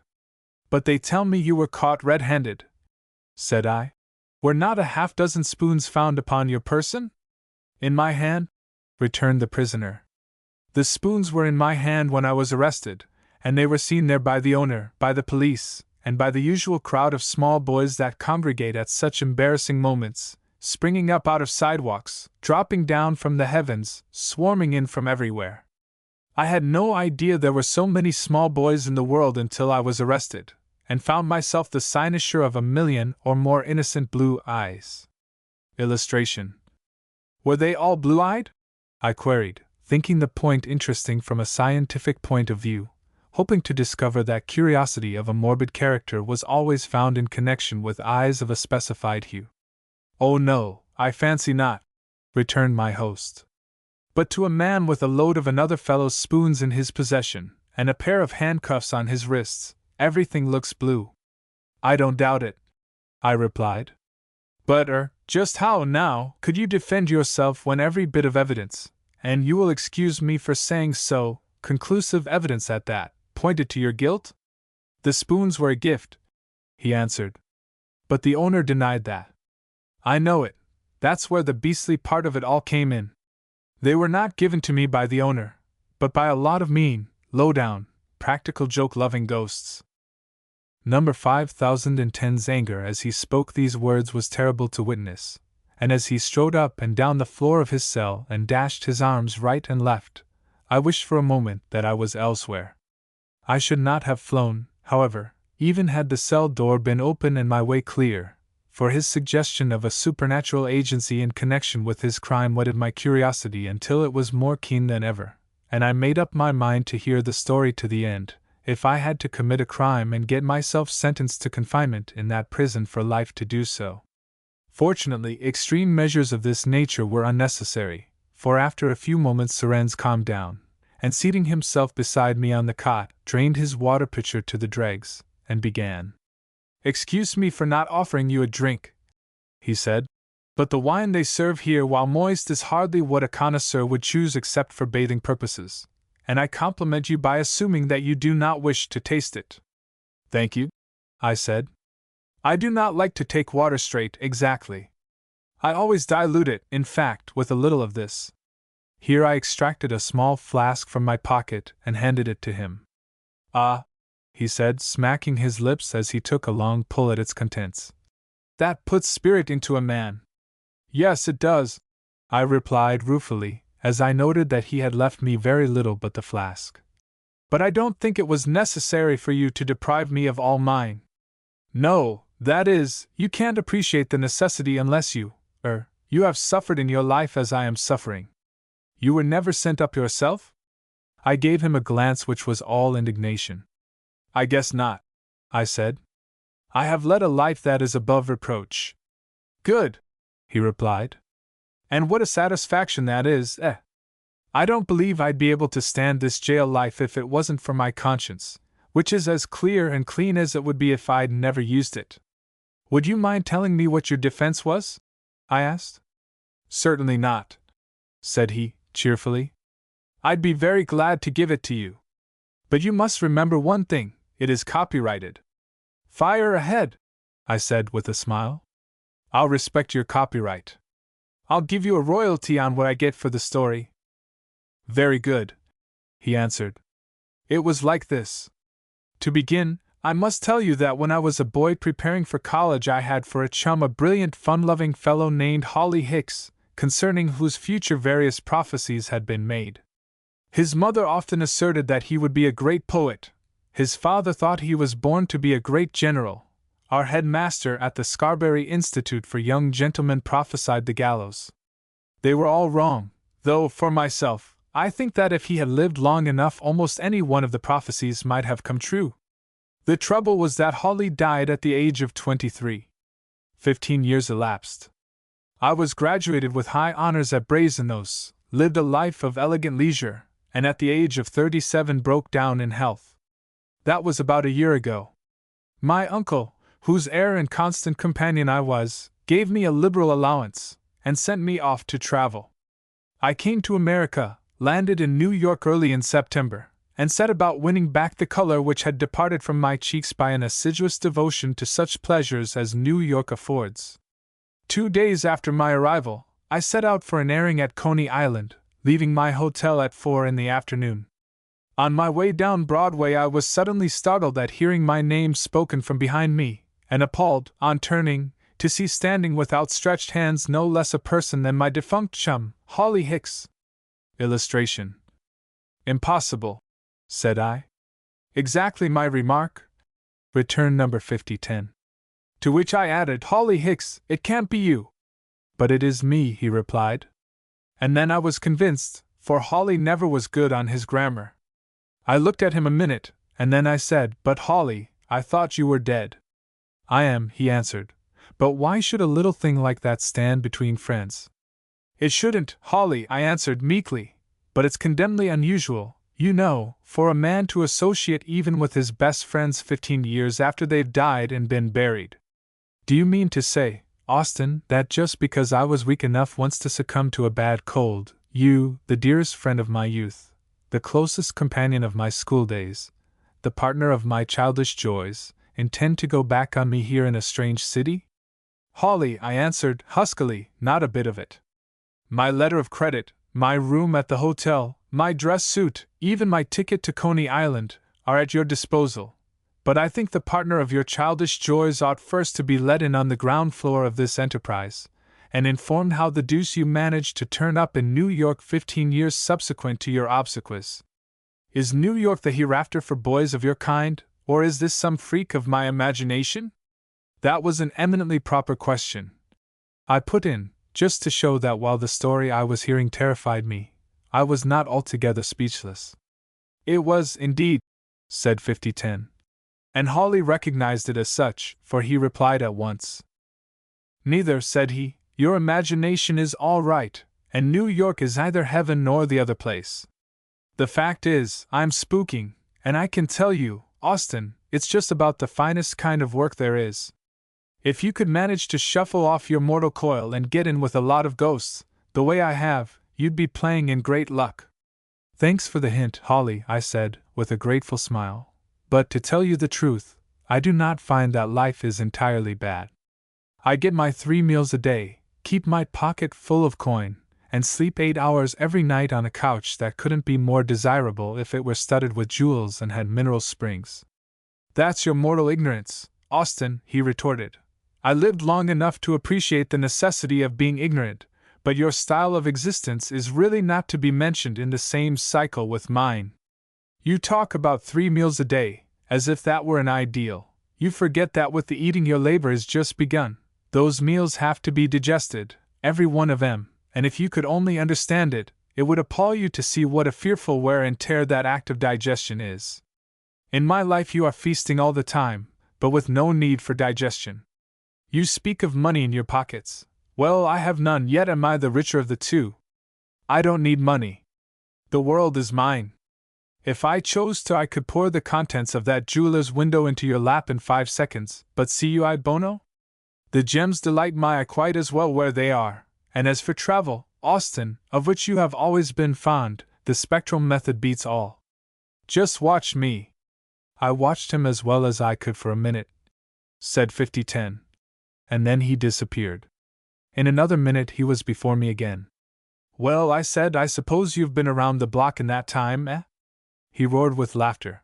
Around the block, he ejaculated.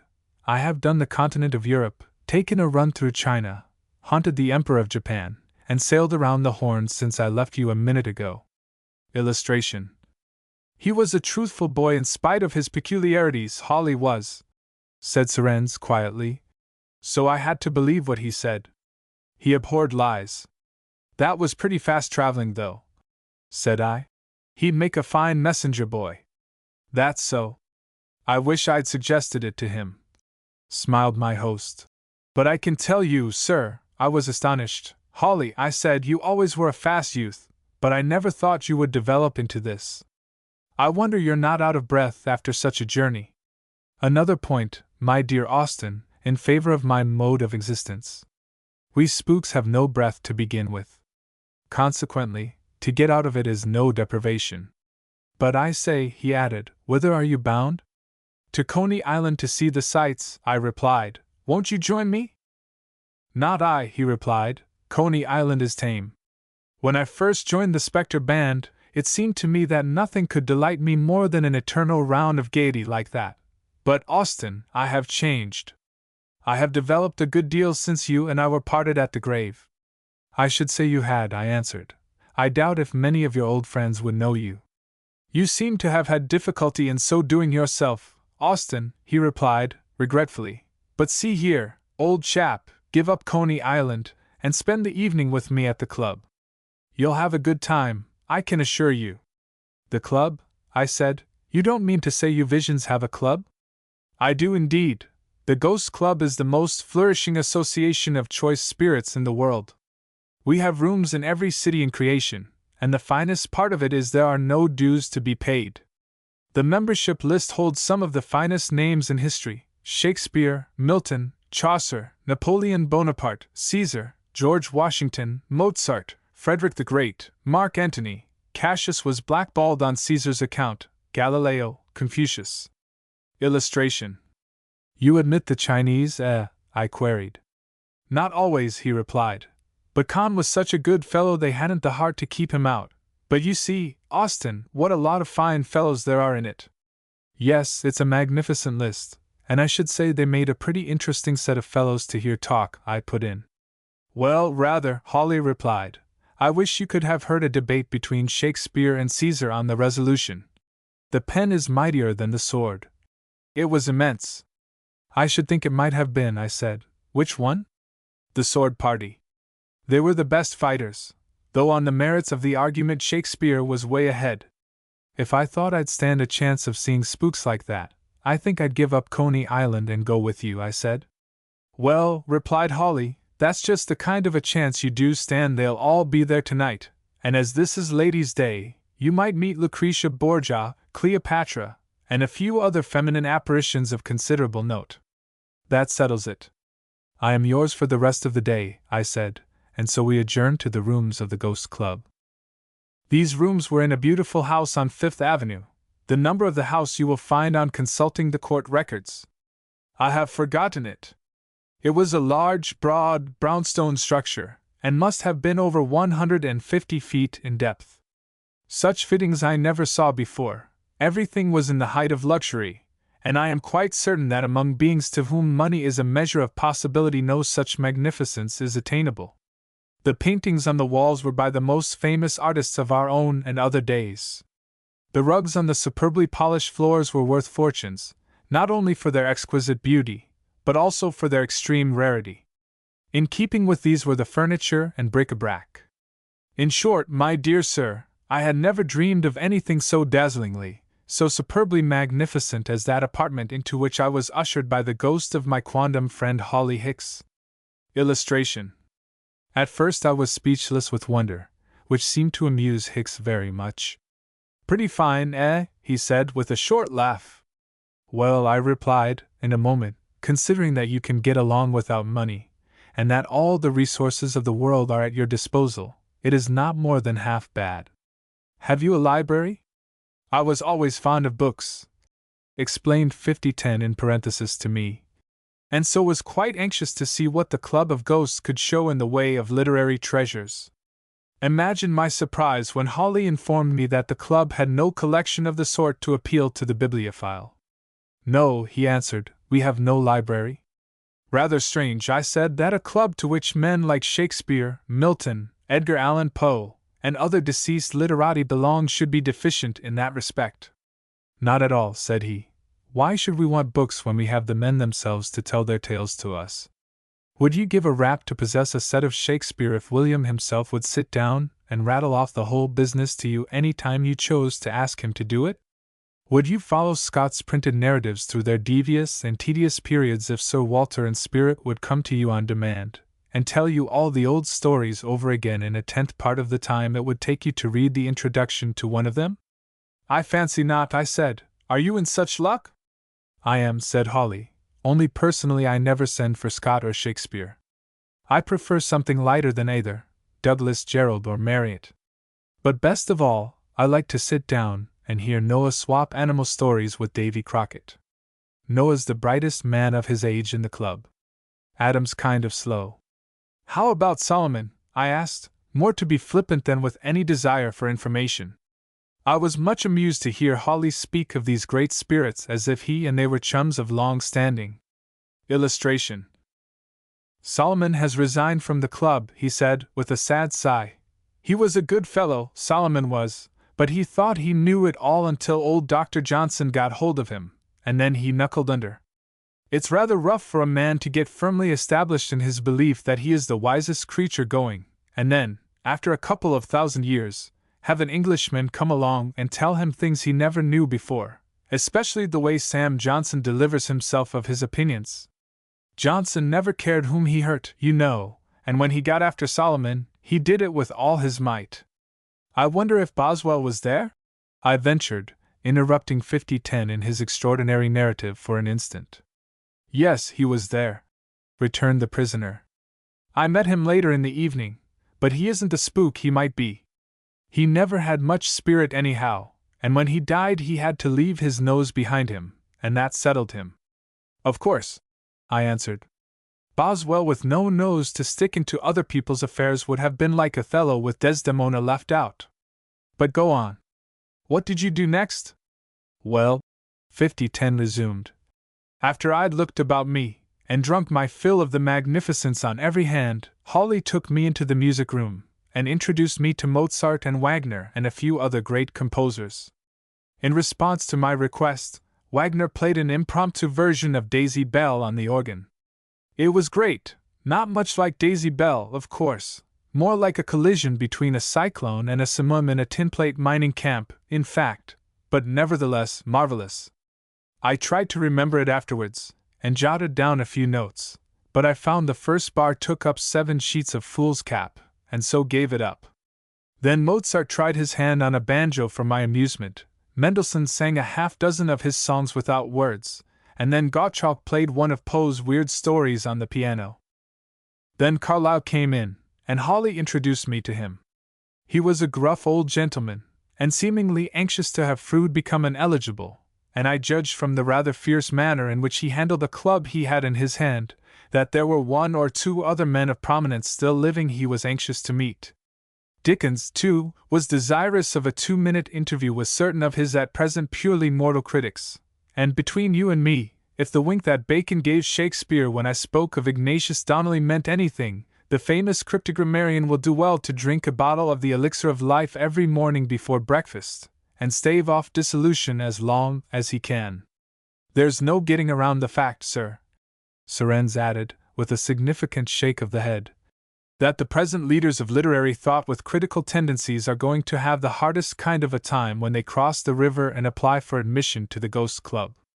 I don't ask for any better fun than that of watching from a safe distance the initiation ceremonies of the next dozen who go over. And as an Englishman, sir, who thoroughly believes in and admires Lord Wolseley, if I were out of jail and able to do it, I'd write him a letter, and warn him that he would better revise his estimates of certain famous soldiers no longer living if he desires to find rest in that mysterious other world whither he must eventually betake himself. They've got their swords sharpened for him, and he'll discover an instance when he gets over there in which the sword is mightier than the pen. Illustration. After that, Hawley took me upstairs and introduced me to the spirit of Napoleon Bonaparte, with whom I passed about 25 minutes talking over his victories and defeats. He told me he never could understand how a man like Wellington came to defeat him at Waterloo, and added that he had sounded the Iron Duke on the subject, and found him equally ignorant. So the afternoon and evening passed. I met quite a number of famous ladies, Catherine, Marie-Louise, Josephine, Queen Elizabeth, and others. Talked architecture with Queen Anne, and was surprised to learn that she never saw a Queen Anne cottage. I took Peg Woffington down to supper, and altogether had a fine time of it. Illustration. But, my dear Surrenz, I put in at this point, I failed to see what this has to do with your defense in your trial for stealing spoons. I am coming to that, said 5010 sadly. I dwell on the moments passed at the club because they were the happiest of my life, and am loath to speak of what followed, but I suppose I must. It was all due to Queen Isabella that I got into trouble. Peg Woffington presented me to Queen Isabella in the supper room, and while Her Majesty and I were talking, I spoke of how beautiful everything in the club was, and admired especially a half-dozen old Spanish spoons upon the sideboard. When I had done this, the Queen called to Ferdinand, who was chatting with Columbus on the other side of the room, to come to her, which he did with alacrity. I was presented to the King, and then my troubles began. Mr. Surrenz admires our spoons, Ferdinand, said the Queen. The King smiled, and turning to me observed, Sir, they are yours. Waiter, just do these spoons up and give them to Mr. Surrenz. Of course, said 5010. I protested against this, whereupon the King looked displeased. It is a rule of our club, sir, as well as an old Spanish custom, for us to present to our guests anything that they may happen openly to admire. You are surely sufficiently well acquainted with the etiquette of club life to know that guests may not with propriety decline to be governed by the regulations of the club whose hospitality they are enjoying. I certainly am aware of that, my dear King, I replied, and of course I accept the spoons with exceeding deep gratitude. My remonstrance was prompted solely by my desire to explain to you that I was unaware of any such regulation, and to assure you that when I ventured to inform your good wife that the spoons had excited my sincerest admiration, I was not hinting that it would please me greatly to be accounted their possessor. Your courtly speech, sir, returned the King, with a low bow, is ample assurance of your sincerity, and I beg that you will put the spoons in your pocket and say no more. They are yours. Verb. Sap. Illustration. I thanked the great Spaniard and said no more, pocketing the spoons with no little exultation, because, having always been a lover of the quaint and beautiful, I was glad to possess such treasures, though I must confess to some misgivings as to the possibility of their being unreal. Shortly after this episode, I looked at my watch and discovered that it was getting well on towards 11 o'clock, and I sought out Hawley for the purpose of thanking him for a delightful evening and of taking my leave. I met him in the hall talking to Euripides on the subject of the amateur stage in the United States. What they said I did not stop to hear, but offering my hand to Hawley informed him of my intention to depart. "Well, old chap," he said affectionately, "I'm glad you came. It's always a pleasure to see you, and I hope we may meet again sometime soon." And then, catching sight of my bundle, he asked, "What have you there?" I informed him of the episode in the supper room, and fancied I perceived a look of annoyance on his countenance. "I didn't want to take them, Hawley," I said, but Ferdinand insisted. "Oh, it's all right," returned Hawley, "only I'm sorry. You'd better get along home with them as quickly as you can and say nothing, and above all, don't try to sell them." "But why?" I asked. "I'd much prefer to leave them here if there is any question of the propriety of my—" "Here," continued 5010. Hawley seemed to grow impatient, for he stamped his foot angrily, and bade me go at once or there might be trouble. I proceeded to obey him, and left the house instanter, slamming the door somewhat angrily behind me. Hawley's unceremonious way of speeding his parting guest did not seem to me to be exactly what I had a right to expect at the time. I see now what his object was, and acquit him of any intention to be rude, though I must say if I ever catch him again, I'll wring an explanation from him for having introduced me into such bad company. As I walked down the steps, said 5010, the chimes of the neighboring church were clanging out the hour of 11. I stopped on the last step to look for a possible hansom cab, when a portly gentleman accompanied by a lady started to mount the stoop. The man eyed me narrowly for a moment, and then, sending the lady up the steps, he turned to me and said, "What are you doing here?" "I've just left the club," I answered. "It's all right. I was Hawley Hicks's guest." "Whose ghost are you?" "What the deuce are you talking about?" he asked, rather gruffly, much to my surprise and discomfort. "I tried to give you a civil answer to your question," I returned, indignantly. "I guess you're crazy, or a thief," he rejoined. "See here, friend," I put in, rather impressively, "just remember one thing. You are talking to a gentleman, and I don't take remarks of that sort from anybody, spook or otherwise. I don't care if you are the ghost of the Emperor Nero. If you give me any more of your impudence, I'll dissipate you to the four quarters of the universe. See?" Then he grabbed me and shouted for the police, and I was painfully surprised to find that instead of coping with a mysterious being from another world, I had 210 pounds of flesh and blood to handle. The populace began to gather. The 1.5 million of small boys of whom I have already spoken, mostly street gamins, owing to the lateness of the hour, sprang up from all about us. Hansom cab drivers, attracted by the noise of our altercation, drew up to the sidewalk to watch developments, and then, after the usual 15 or 20 minutes, the blue-coat emissary of justice appeared. "Fats dies?" he asked. "I have detected this man leaving my house in a suspicious manner," said my adversary. "I have reason to suspect him of thieving." "Your house," I ejaculated, with fine scorn. "I've got you there. This is the house of the New York branch of the Ghost Club. If you want it proved," I added, turning to the policeman, "ring the bell and ask." "Tink, that's a fair proposition," observed the policeman. "Is the motion seconded?" "Oh, come now," cried my captor. "Stop this nonsense, or I'll report you to the department. This is my house, and has been for 20 years. I want this man searched. HOV no warrant permitting me to investigate the contents of the gentleman's clothes," returned the intelligent member of the force. "But av yes ll take your solemn alibi that yes HOV recently belave the gentleman has worked only habeas corpus business on your property. I'll jug the blagyard." "I'll be responsible," said the alleged owner of the house. "Take him to the station." "I refuse to move," I said. "I'll not carry yes," said the policeman, "and I'd advise ye to furnish your own locomotion. Av ye don't, well use me club. Thoughts th only why yes ll get the ambulance." "Oh, well, if you insist," I replied, "of course I'll go. I have nothing to fear. You see," added 5010 to me, in parenthesis, The thought suddenly flashed across my mind that if all was as my captor said, if the house was really his and not the ghost club's, and if the whole thing was only my fancy, the spoons themselves would turn out to be entirely fanciful. So I was all right, or at least I thought I was. So we trotted along to the police station. On the way I told the policeman the whole story, which impressed him so that he crossed himself a half-dozen times, and uttered numerous ejaculatory prayers, Maud D's Saints preserve us, and Heaven hov mer shy, and others of a like import. Was did Gasht ov Dan O'Connell there? He asked. Yes, I replied. I shook hands with it.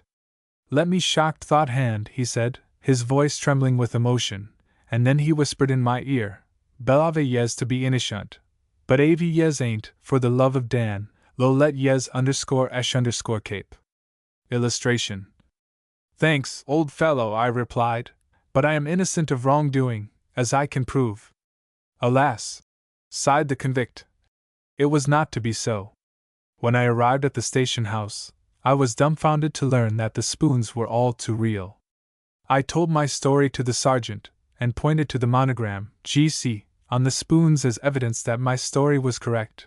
But even that told against me, for the alleged owner's initials were G.C., his name I withhold, and the monogram only served to substantiate his claim to the spoons.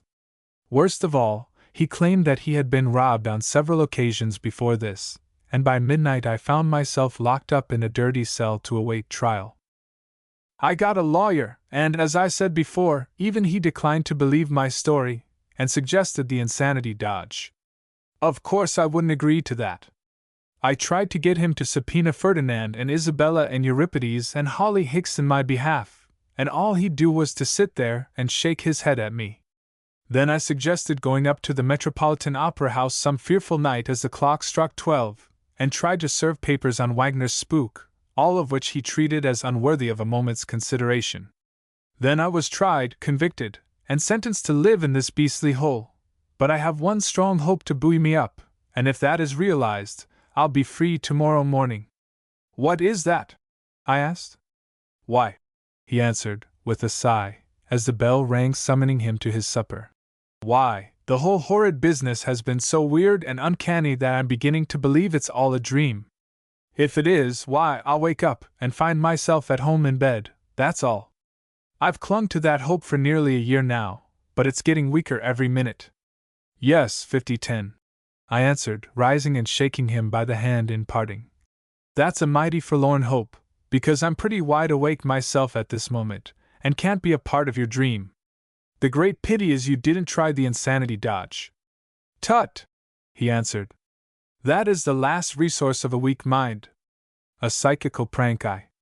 Willis had met Miss Hollister but once, and that, for a certain purpose, was sufficient. He was smitten. She represented in every way his ideal, although until he had met her his ideal had been something radically different. She was not at all Junoesque, and the maiden of his dreams had been decidedly so. She had auburn hair, which hitherto Willis had detested. Indeed, if the same hirsute wealth had adorned some other woman's head, Willis would have called it red. This shows how completely he was smitten. She changed his point of view entirely. She shattered his old ideal and set herself up in its stead, and she did most of it with a smile. There was something, however, about Miss Hollister's eyes that contributed to the smiting of Willis's heart. They were great round lustrous orbs, and deep. So deep were they and so penetrating that Willis's affections were away beyond their own depth the moment Miss Hollister's eyes looked into his, and at the same time he had a dim and slightly uncomfortable notion that she could read every thought his mind held within its folds, or rather, that she could see how utterly devoid of thought that mind was upon this ecstatic occasion. For Willis's brain was set all agog by the sensations of the moment. By Jove! He said to himself afterwards, for Willis, wise man that he could be on occasions, was his own confidant, to the exclusion of all others. By Jove! I believe she can peer into my very soul, and if she can, my hopes are blasted, for she must be able to see that a soul like mine is no more worthy to become the affinity of one like hers than a mountain rill can hope to rival the Amazon. Nevertheless, Willis did hope. Something may turn up, and perhaps, Perhaps I can devise some scheme by means of which my imperfections can be hidden from her. Maybe I can put stained glass over the windows of my soul, and keep her from looking through them at my shortcomings. Smoked glasses, perhaps, and why not? If smoked glasses can be used by mortals gazing at the sun, why may they not be used by me when gazing into those scarcely less glorious orbs of hers? Alas for Willis! The fates were against him. A far-off tribe of fates were in league to blast his chances of success forever, and this was how it happened. Willis had occasion one afternoon to come uptown early. At the corner of Broadway and Astor Place he entered a Madison Avenue car, paid his fare, and sat down in one of the corner seats at the rear end of the car. His mind was, as usual, intent upon the glorious Miss Hollister. Surely no one who had once met her could do otherwise than think of her constantly, he reflected, and the reflection made him a bit jealous. What business had others to think of her? Impertinent, groveling mortals! No man was good enough to do that, no, not even himself. But he could change. He could at least try to be worthy of thinking about her, and he knew of no other man who could. He'd like to catch any one else doing so little as mentioning her name. Impertinent, groveling mortals! He repeated. And then the car stopped at 17th Street, and who should step on board but Miss Hollister herself? The idea! Thought Willis. By Jove! There she is, on a horse car, too! How atrocious! One might as well expect to see Minerva driving in a grocer's wagon as Miss Hollister in a horse car. Miserable, untactful world to compel Minerva to ride in a horse cart, or rather Miss Hollister to ride in a grocer's car. Absurdest of absurdities! Here he raised his hat, for Miss Hollister had bowed sweetly to him as she passed on to the far end of the car, where she stood hanging on to a strap. I wonder why she doesn't sit down, thought Willis, for as he looked about the car he observed that with the exception of the one he occupied all the seats were vacant. In fact, the only persons on board were Miss Hollister, the driver, the conductor, and himself. I think I'll go speak to her, he thought. And then he thought again. No, I'd better not. She saw me when she entered, and if she had wished to speak to me she would have sat down here beside me, or opposite me perhaps. I shall show myself worthy of her by not thrusting my presence upon her. But I wonder why she stands? She looks tired enough. Here Miss Hollister indulged in a very singular performance. She bowed her head slightly at someone, apparently on the sidewalk, Willis thought, murmured something, the purport of which Willis could not catch, and sat down in the middle of the seat on the other side of the car, looking very much annoyed, in fact, almost unamiable. Willis was more mystified than ever, but his mystification was as nothing compared to his anxiety when, on reaching 42nd Street, Miss Hollister rose, and sweeping by him without a sign of recognition, left the car. Cut, by thunder! Ejaculated Willis, in consternation. And why, I wonder? Most incomprehensible affair. Can she be a woman of whims, with eyes like those? Never. Impossible. And yet what else can be the matter? Try as he might, Willis could not solve the problem. It was utterly past solution as far as he was concerned. I'll find out, and I'll find out like a brave man, he said, after racking his brains for an hour or two in a vain endeavor to get at the cause of Miss Hollister's cut. I'll call upon her tonight and ask her. He was true to his first purpose, but not to his second. He called, but he did not ask her, for Miss Hollister did not give him the chance to do so. Upon receiving his card she sent down word that she was out. 2 days later, meeting him face to face upon the street, she gazed coldly at him, and cut him once more. 6 months later her engagement to a Boston man was announced, and in the autumn following Miss Hollister of New York became Mrs. Barrows of Boston. There were cards, but Willis did not receive one of them. The cut was indeed complete and final. But why? That had now become one of the great problems of Willis's life. What had he done to be so badly treated? 2. A year passed by, and Willis recovered from the dreadful blow to his hopes, but he often puzzled over Miss Hollister's singular behavior towards him. He had placed the matter before several of his friends, and with the exception of one of them, none was more capable of solving his problem than he. This one had heard from his wife, a school friend and intimate acquaintance of Miss Hollister, now Mrs. Barrows, that Willis's ideal had once expressed herself to the effect that she had admired Willis very much until she had discovered that he was not always as courteous as he should be. Courteous? Not as courteous as I should be? Retorted Willis. When have I ever been anything else? Why, my dear Bronson, he added, you know what my attitude towards womankind, as well as mankind, has always been. If there is a creature in the world whose politeness is his weakness, I am that creature. I'm the most courteous man living. When I play poker in my own rooms I lose money, because I've made it a rule never to beat my guests in cards or anything else. That isn't politeness, said Bronson. That's idiocy. It proves my point, retorted Willis. I'm polite to the verge of insanity. Not as courteous as I should be. Great Scott! What did I ever do or say to give her that idea? I don't know, Bronson replied. Better ask her. Maybe you overdid your politeness. Overdone courtesy is often worse than boorishness. You may have been so polite on some occasion that you made Miss Hollister think you considered her an inferior person. You know what the poet insinuated.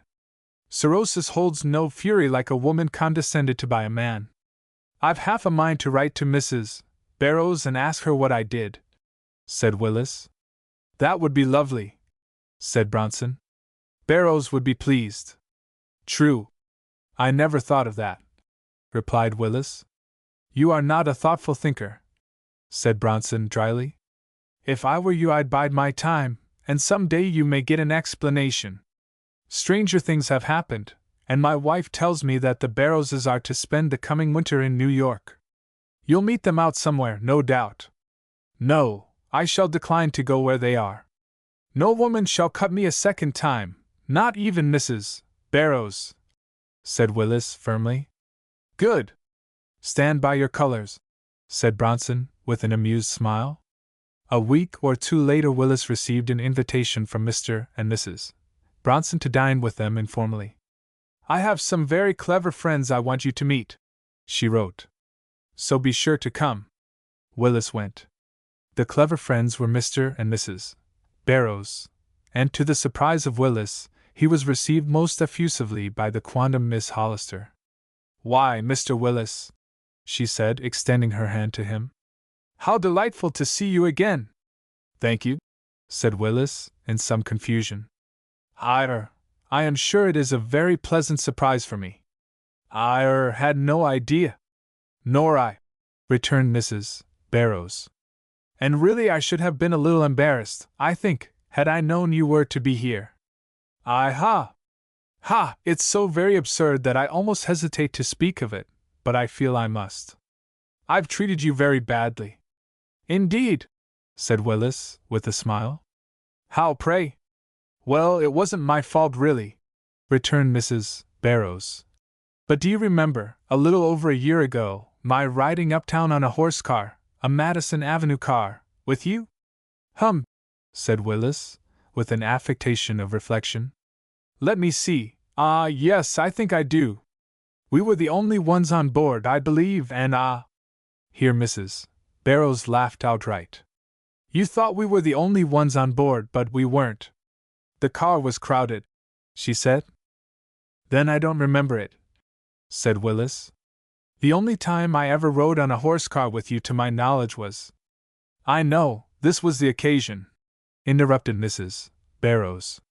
You sat in a corner at the rear end of the car when I entered, and I was very much put out with you because it remained for a stranger, whom I had often seen and to whom I had, for reasons unknown even to myself, taken a deep aversion, to offer me his seat, and what is more, compel me to take it. I don't understand, said Willis. We were alone on the car. To your eyes we were, although at the time I did not know it. To my eyes when I boarded it the car was occupied by enough people to fill all the seats.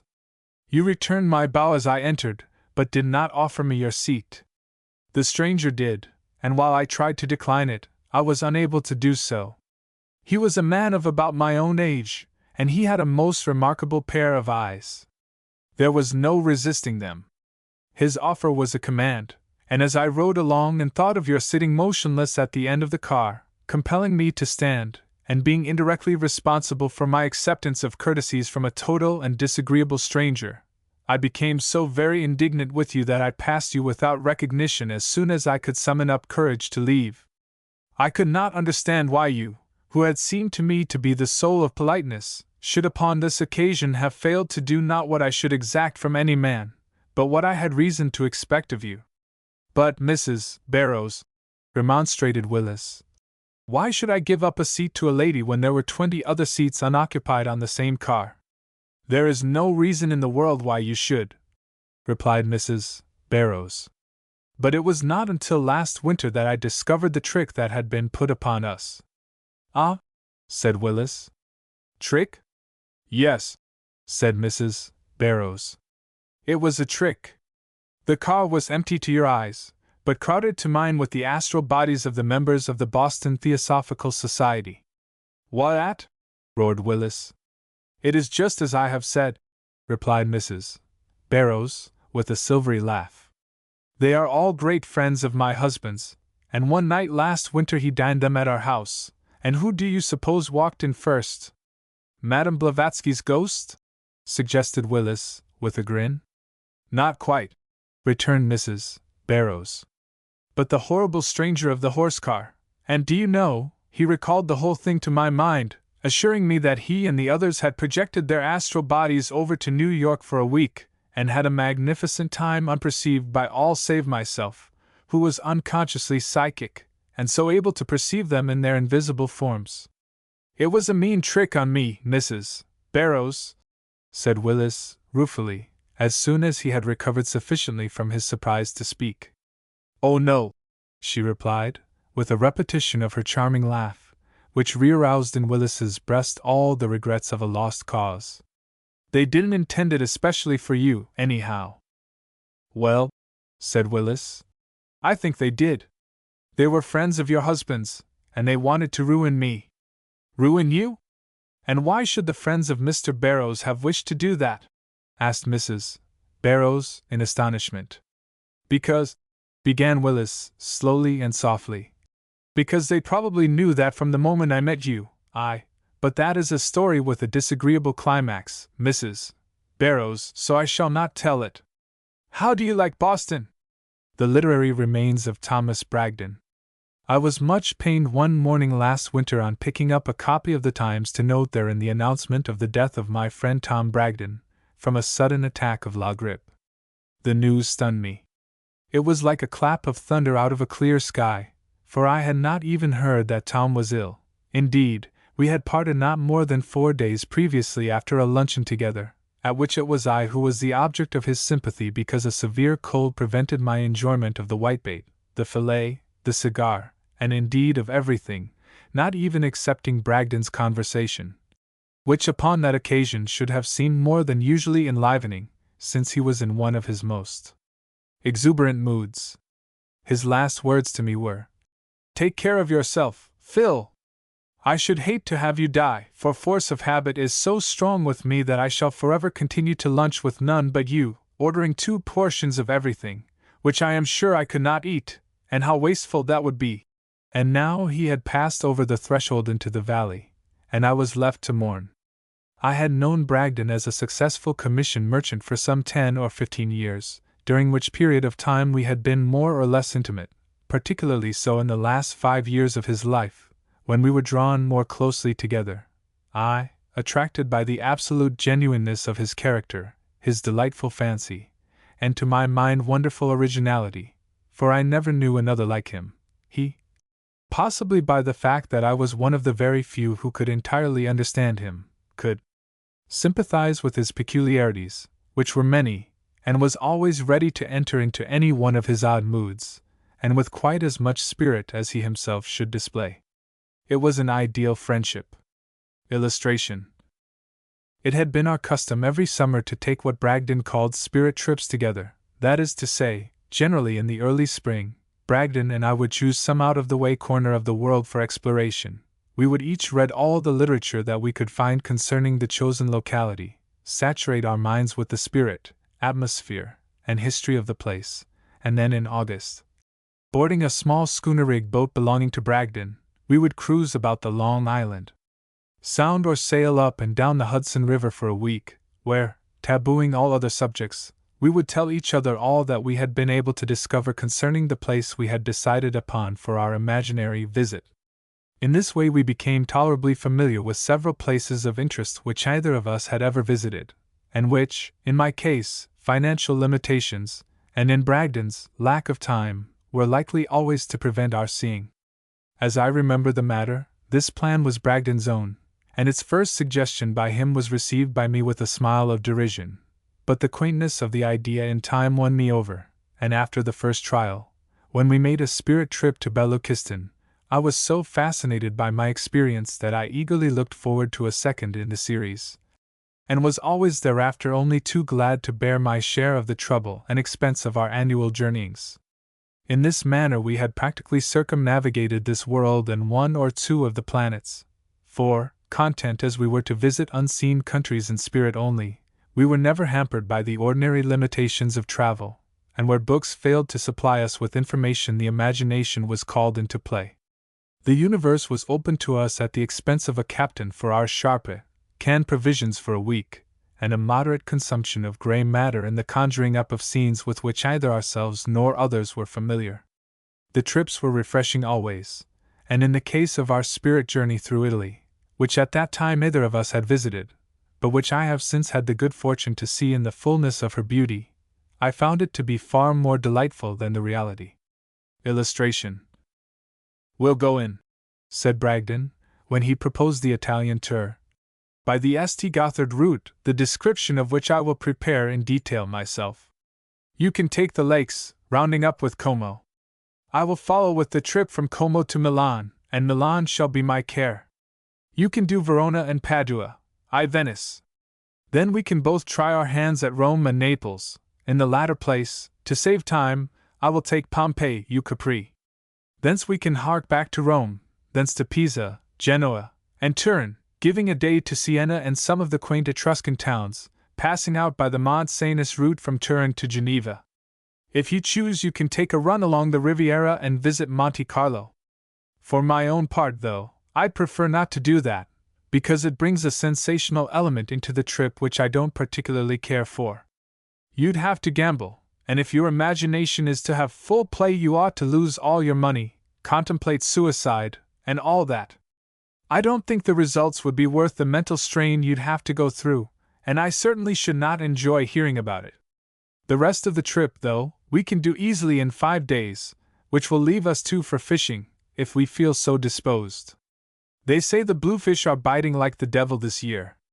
I regret now that we did not include a stenographer among the necessaries of our spirit trips, for, as I look back upon that Italian tour, it was well worthy of preservation in book form, particularly Bragdon's contributions, which were so delightfully imaginative that I cannot but rejoice that he did not live to visit the scenes of which he so eloquently spoke to me upon that occasion. The reality, I fear, would have been a sore disappointment to him, particularly in relation to Venice, concerning which his notions were vaguely suggestive of an earthly floating paradise. Illustration. "Ah, Philip," he said, as we cast anchor one night in a little inlet near Milford, Connecticut, "I shall never forget Venice. This," he added, waving his hand over the silvery surface of the moonlit water, "this reminds me of it. All is so still, so romantic, so beautiful. I arrived late at night, and my first sensations were those of a man who has entered a city of the dead. The bustle, the noise and clatter, of a great city were absent.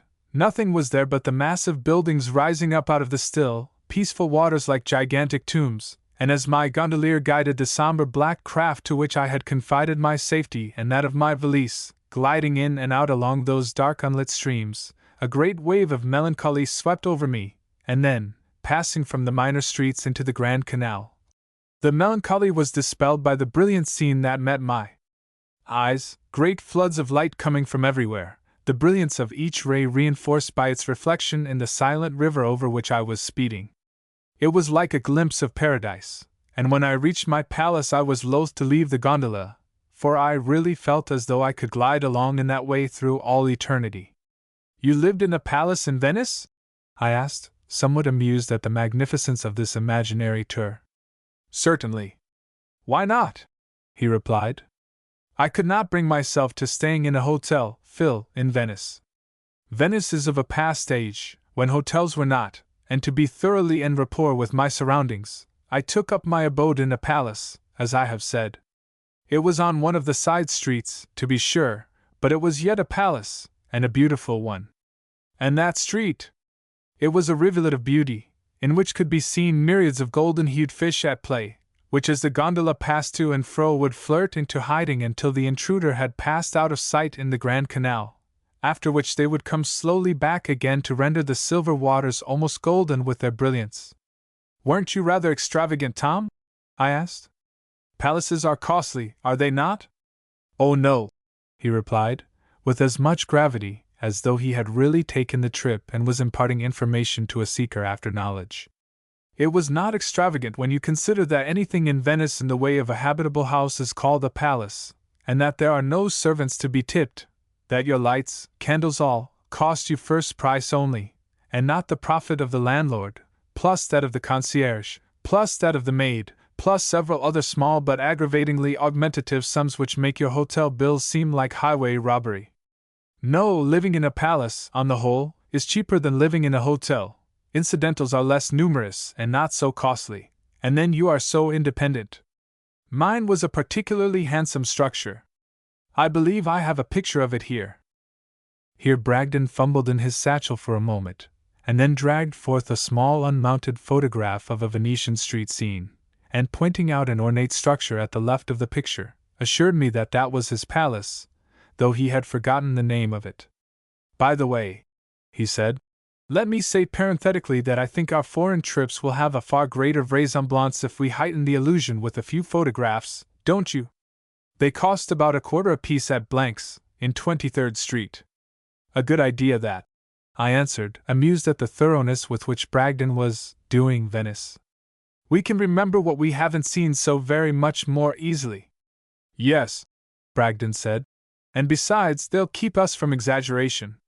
And then he went on to tell me of his month in Venice, how he chartered a gondola for the whole of his stay there from a handsome romantic Venetian youth, whose name was on a card Tom had printed for the occasion, reading, Giuseppe Zacco gondolas at all hours Cor Grand Canal and Garibaldi St. Giuseppe was a character, Bragdon said, one of the remnants of a bygone age. He could sing like a bird, and at night he used to bring his friends around to the front of my palace and hitch up to one of the piles that were driven beside my doorstep, and there they'd sing their soft Italian melodies for me by the hour. It was better than Italian opera, and only cost me $10 for the whole season. And did this Giuseppe speak English, Tom? I queried. Or did you speak Italian? I am curious to know how you got on together in a conversational sense. Illustration. That is a point, my dear Phil, Bragdon replied, that I have never decided. I have looked at it from every point of view, and it has baffled me.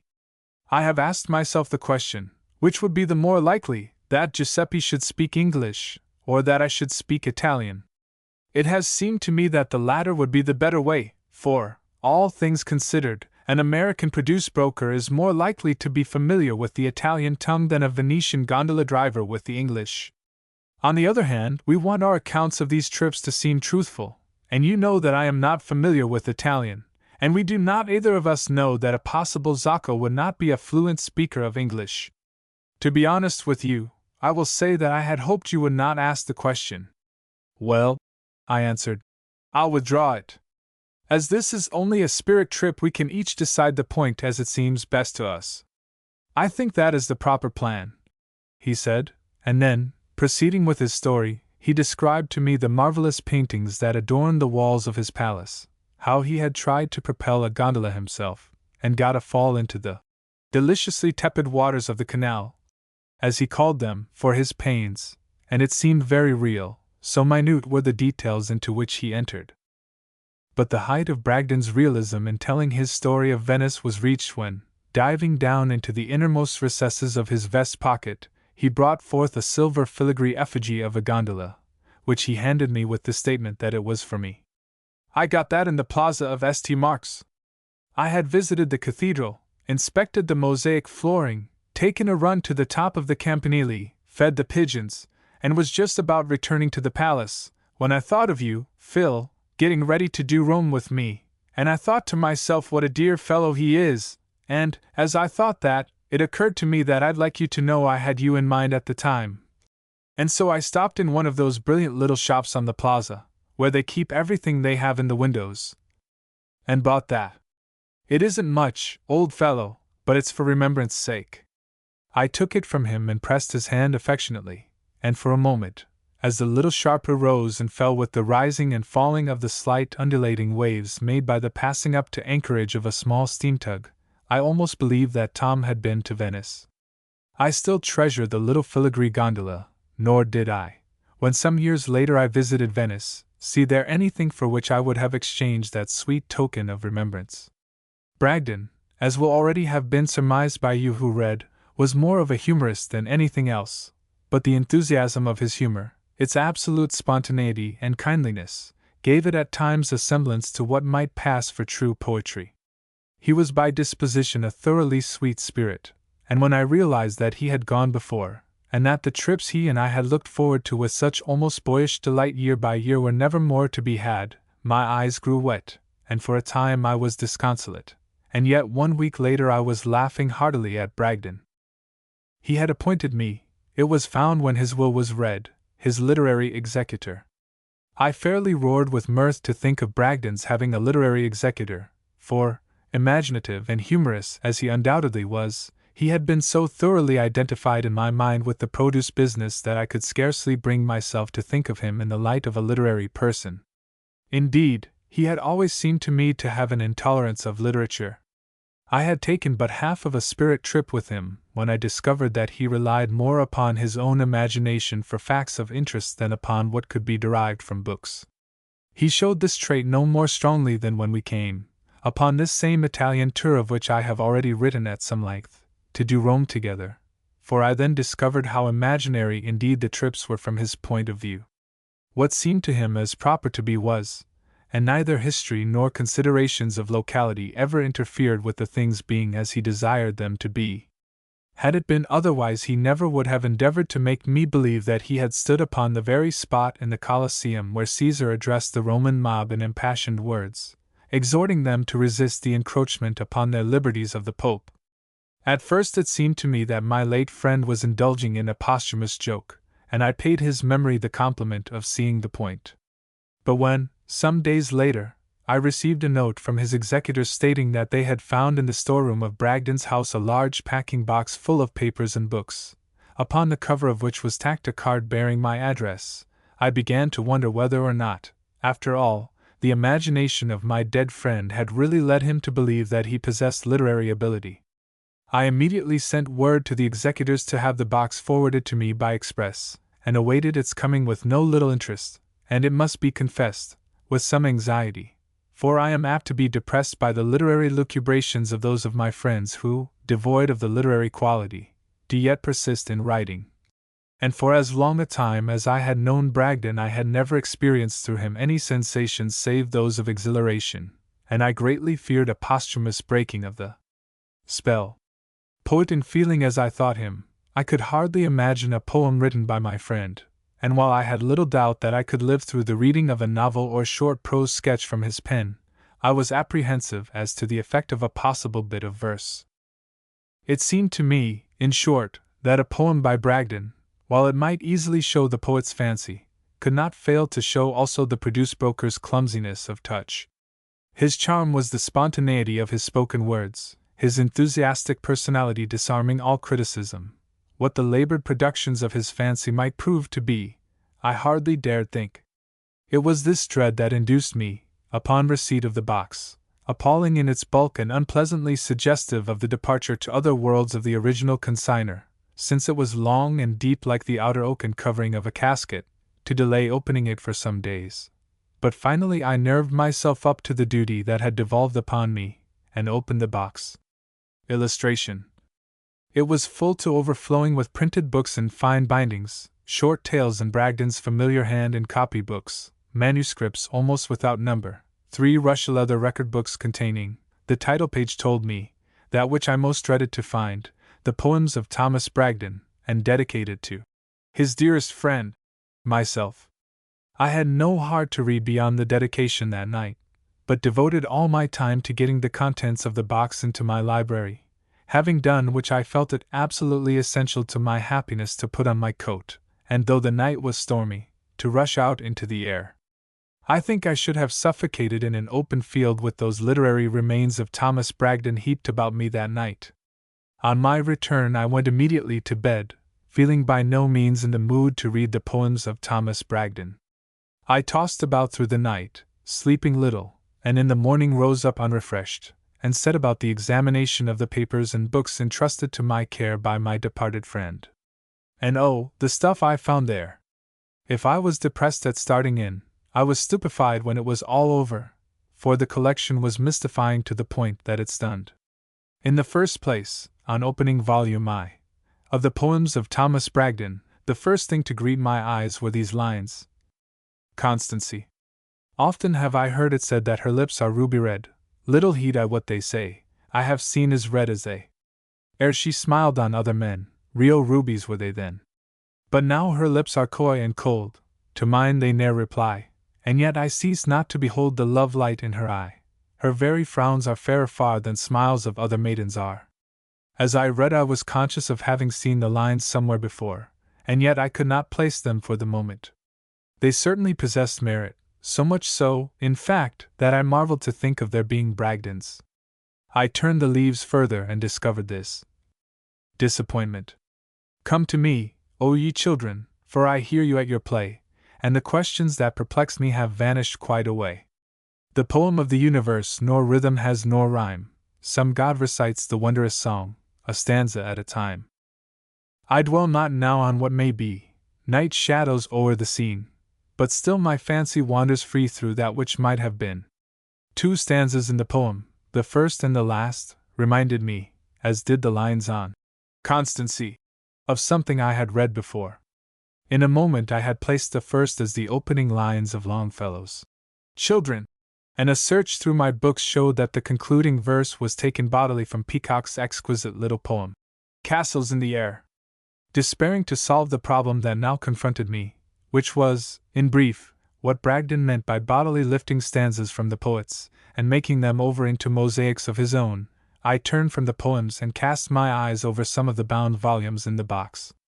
The first of these to come to hand was a copy of Hamlet, bound in tree calf, the sole lettering on the book being on the back, as follows. Hamlet, Bragdon, New York. This I deemed a harmless bit of vanity, and not necessarily misleading, since many collectors of books see fit to have their own names emblazoned on the backs of their literary treasures. But pray imagine my horror upon opening the volume to discover that the name of William Shakespeare had been erased from the title page, and that of Thomas Bragdon so carefully inserted that except to a practiced eye none would ever know that the page was not as it had always been. I must confess to some mirth when I read that title page. Hamlet, Prince of Denmark, a tragedy by Thomas Bragdon, Esquire. The conceit was well worthy of my late friend in one of his most fanciful moods. In other volumes the same substitution had been made, so that to one not versed in literature it would have seemed as though Thomas Bragdon, Esquire, had been the author not only of Hamlet, but also of Vanity Fair, David Copperfield, Rienzi, and many other famous works, and I am not sure but that the great problem concerning the Junius letters was here solved to the satisfaction of Bragdon, if not to my own. There were but 2 exceptions in the box to the rule of substituting the name of Bragdon for that of the actual author. One of these was an Old Testament, on the fly-leaf of which Bragdon had written, "To my dear friend Bragdon," and signed, "The author." I think I should have laughed for hours over this delightful reminder of my late friend's power of imagination had not the second exception come almost immediately to hand, a copy of Milton, which I recognized at once as one I had sent Tom at Christmas 2 years before his death, and on the fly-leaf of which I had written, "To Thomas Bragdon, with the love of his faithfully, Philip Marsden." This was, indeed, a commonplace enough inscription, but it gathered unexpected force when I turned over a leaf and my eyes rested on the title, where Bragdon's love of substitutes had led him to put my name where Milton's had been. The discovery was too much for my equanimity.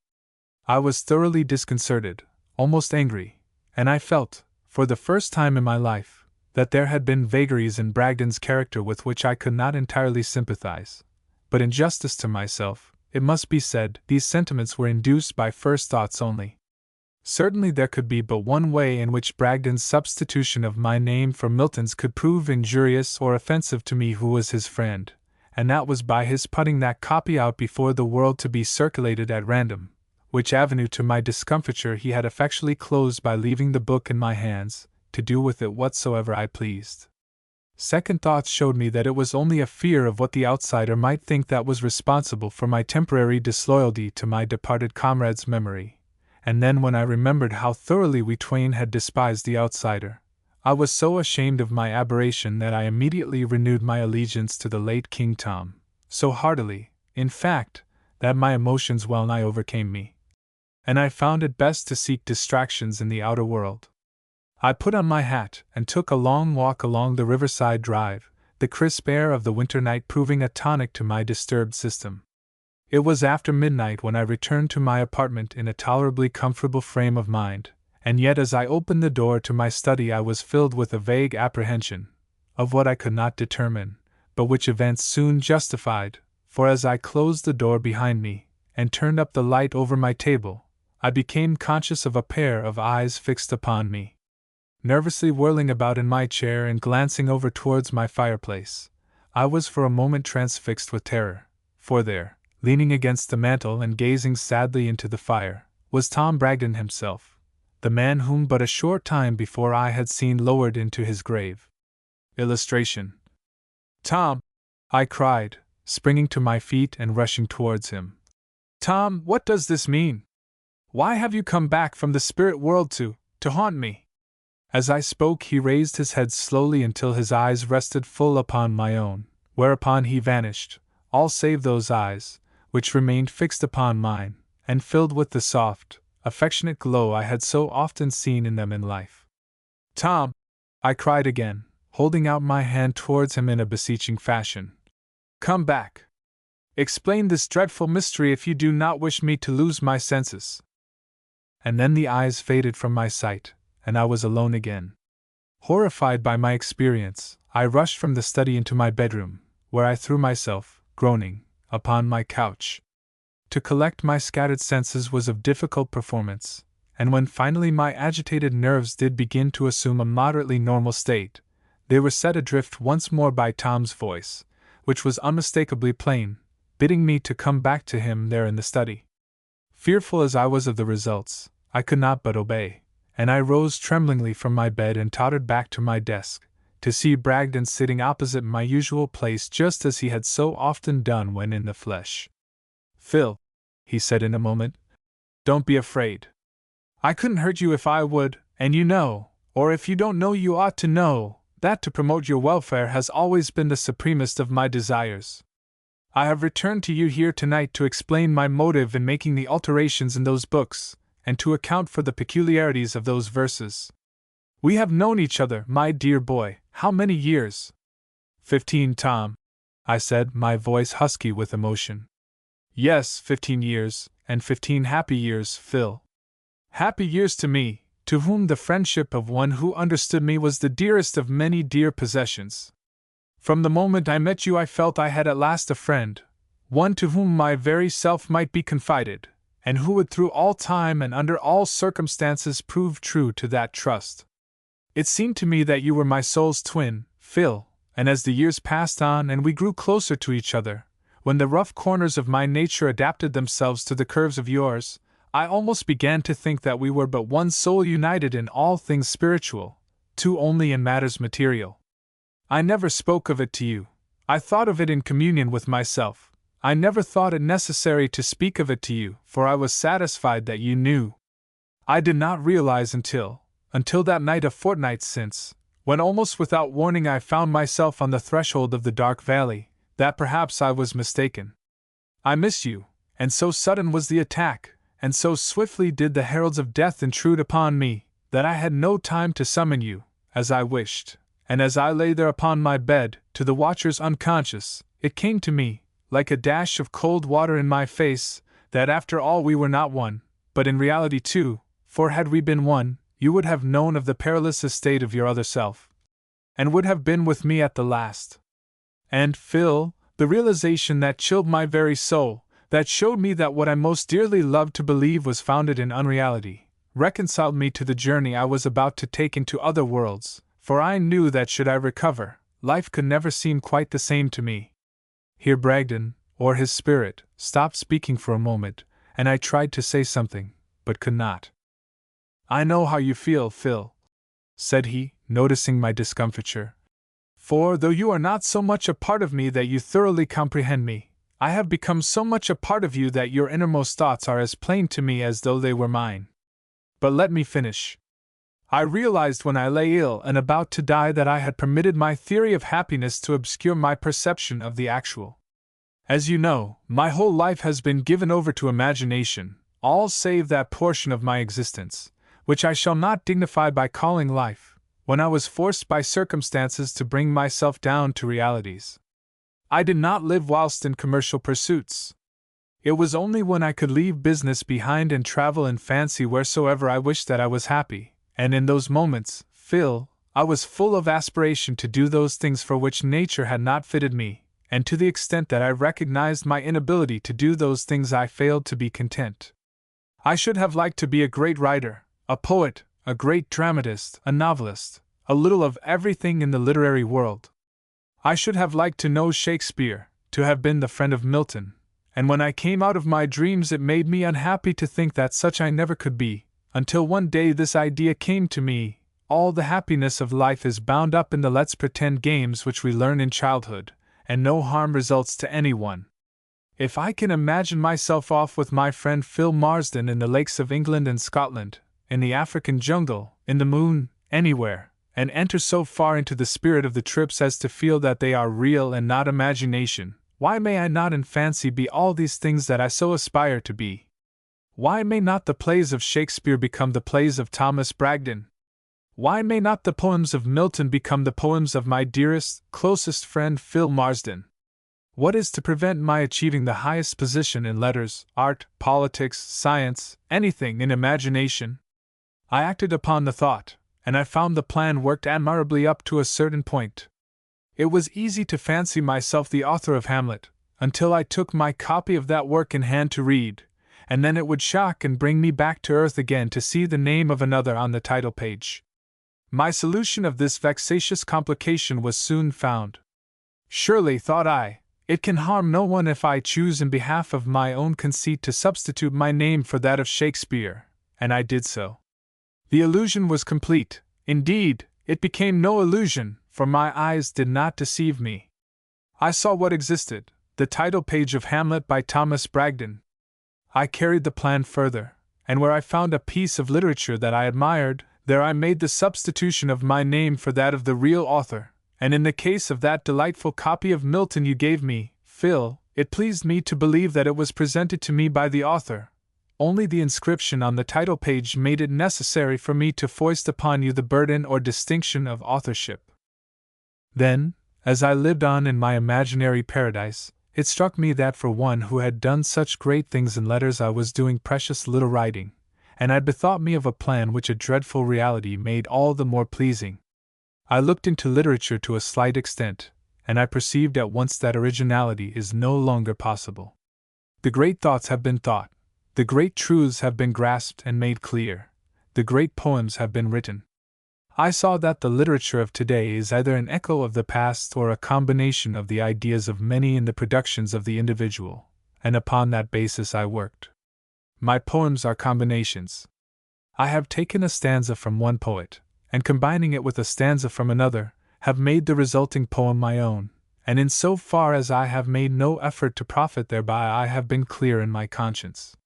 No one has been deceived but myself, though I saw with some regret this evening when you read my lines that you were puzzled by them. I had believed that you understood me sufficiently to comprehend them. Here my ghostly visitor paused a moment and sighed. I felt as though some explanation of my lack of comprehension early in the evening was necessary, and so I said, I should have understood you, Tom, and I do now, but I have not the strength of imagination that you have. You are wrong there, Phil, said he. You have every bit as strong an imagination as I, but you do not keep it in form. You do not exercise it enough. How have you developed your muscles? By constant exercise. The imagination needs to be kept in play quite as much as the muscles, if we do not wish it to become flabby as the muscles become when neglected. That your imagination is a strong one is shown by my presence before you tonight. In reality, Phil, I am lying out there in Greenwood, cold in my grave. Your imagination places me here, and as applied to my books, the play of Hamlet by Thomas Bragdon, and my poems, they will also demonstrate to you the strength of your fancy if you will show them, say, to your janitor, tomorrow morning. Try it, Phil, and see. But this is only a part, my boy, of what I have come here to say to you. I am here, in the main, to show you that throughout all eternity happiness may be ours if we but take advantage of our fancy. Do you take delight in my society? Imagine me present, Phil, and I will be present. There need be no death for us, there need be no separation throughout all the years to come, if you but exercise your fancy in life, and when life on this earth ends, then shall we be reunited according to nature's laws. Good night, Phil. It is late, and while I could sit here and talk forever without weariness, you, who have yet to put off your mortal limitations, will be worn out if I remain longer. We shook hands affectionately, and Bragdon vanished as unceremoniously as he had appeared. For an hour after his departure I sat reflecting over the strange events of the evening, and finally, worn out in body and mind, dropped off into sleep. When I awakened it was late in the forenoon, and I was surprised when I recalled all that I had gone through to feel a sense of exhilaration. I was certainly thoroughly rested, and cares which had weighed rather heavily on me in the past now seemed light and inconsiderable. My apartments never looked so attractive, and on my table, to my utter surprise and delight, I saw several objects of art, notably a Barry, bronze, that it had been one of my most cherished hopes to possess. Where they came from I singularly enough did not care to discover. Suffice it to say that they have remained there ever since, nor have I been at all curious to know to whose generosity I owe them, though when that afternoon I followed Bragdon's advice, and showed his book of poems and the volume of Hamlet to the janitor, a vague notion as to how matters really stood entered my mind. The janitor cast his eye over the leather-covered book of poems when I asked what he thought of it. Nothin' much, he said. You going to keep a diary? What do you mean? I asked. Illustration. Why, when I sees people with handsome blank books like that I always supposes that's their object. Blank book indeed. And yet, perhaps, he was not wrong. I did not question it, but handed him the Bragdon Hamlet. Read that page aloud to me, I said, indicating the title page and turning my back upon him, almost dreading to hear him speak. Certainly, if you wish it, but aren't you feeling well this morning, Mr. Marsden? Very, I replied shortly. Go on and read. Hamlet, Prince of Denmark? He read, in a halting sort of fashion. Yes, and what else? I cried impatiently. A tragedy by William Shack. That was enough for me. I understood Tom, and at last I understood myself. I grasped the book from the janitor's hands, rather roughly, I fear, and bade him begone. The happiest period of my life has elapsed since then. I understand that some of my friends profess to believe me queer, but I do not care. I am content. The world is practically mine, and Bragdon and I are always together. The end. End of Project Gutenberg's The Water Ghost and Others, by John Kendrick Bangs.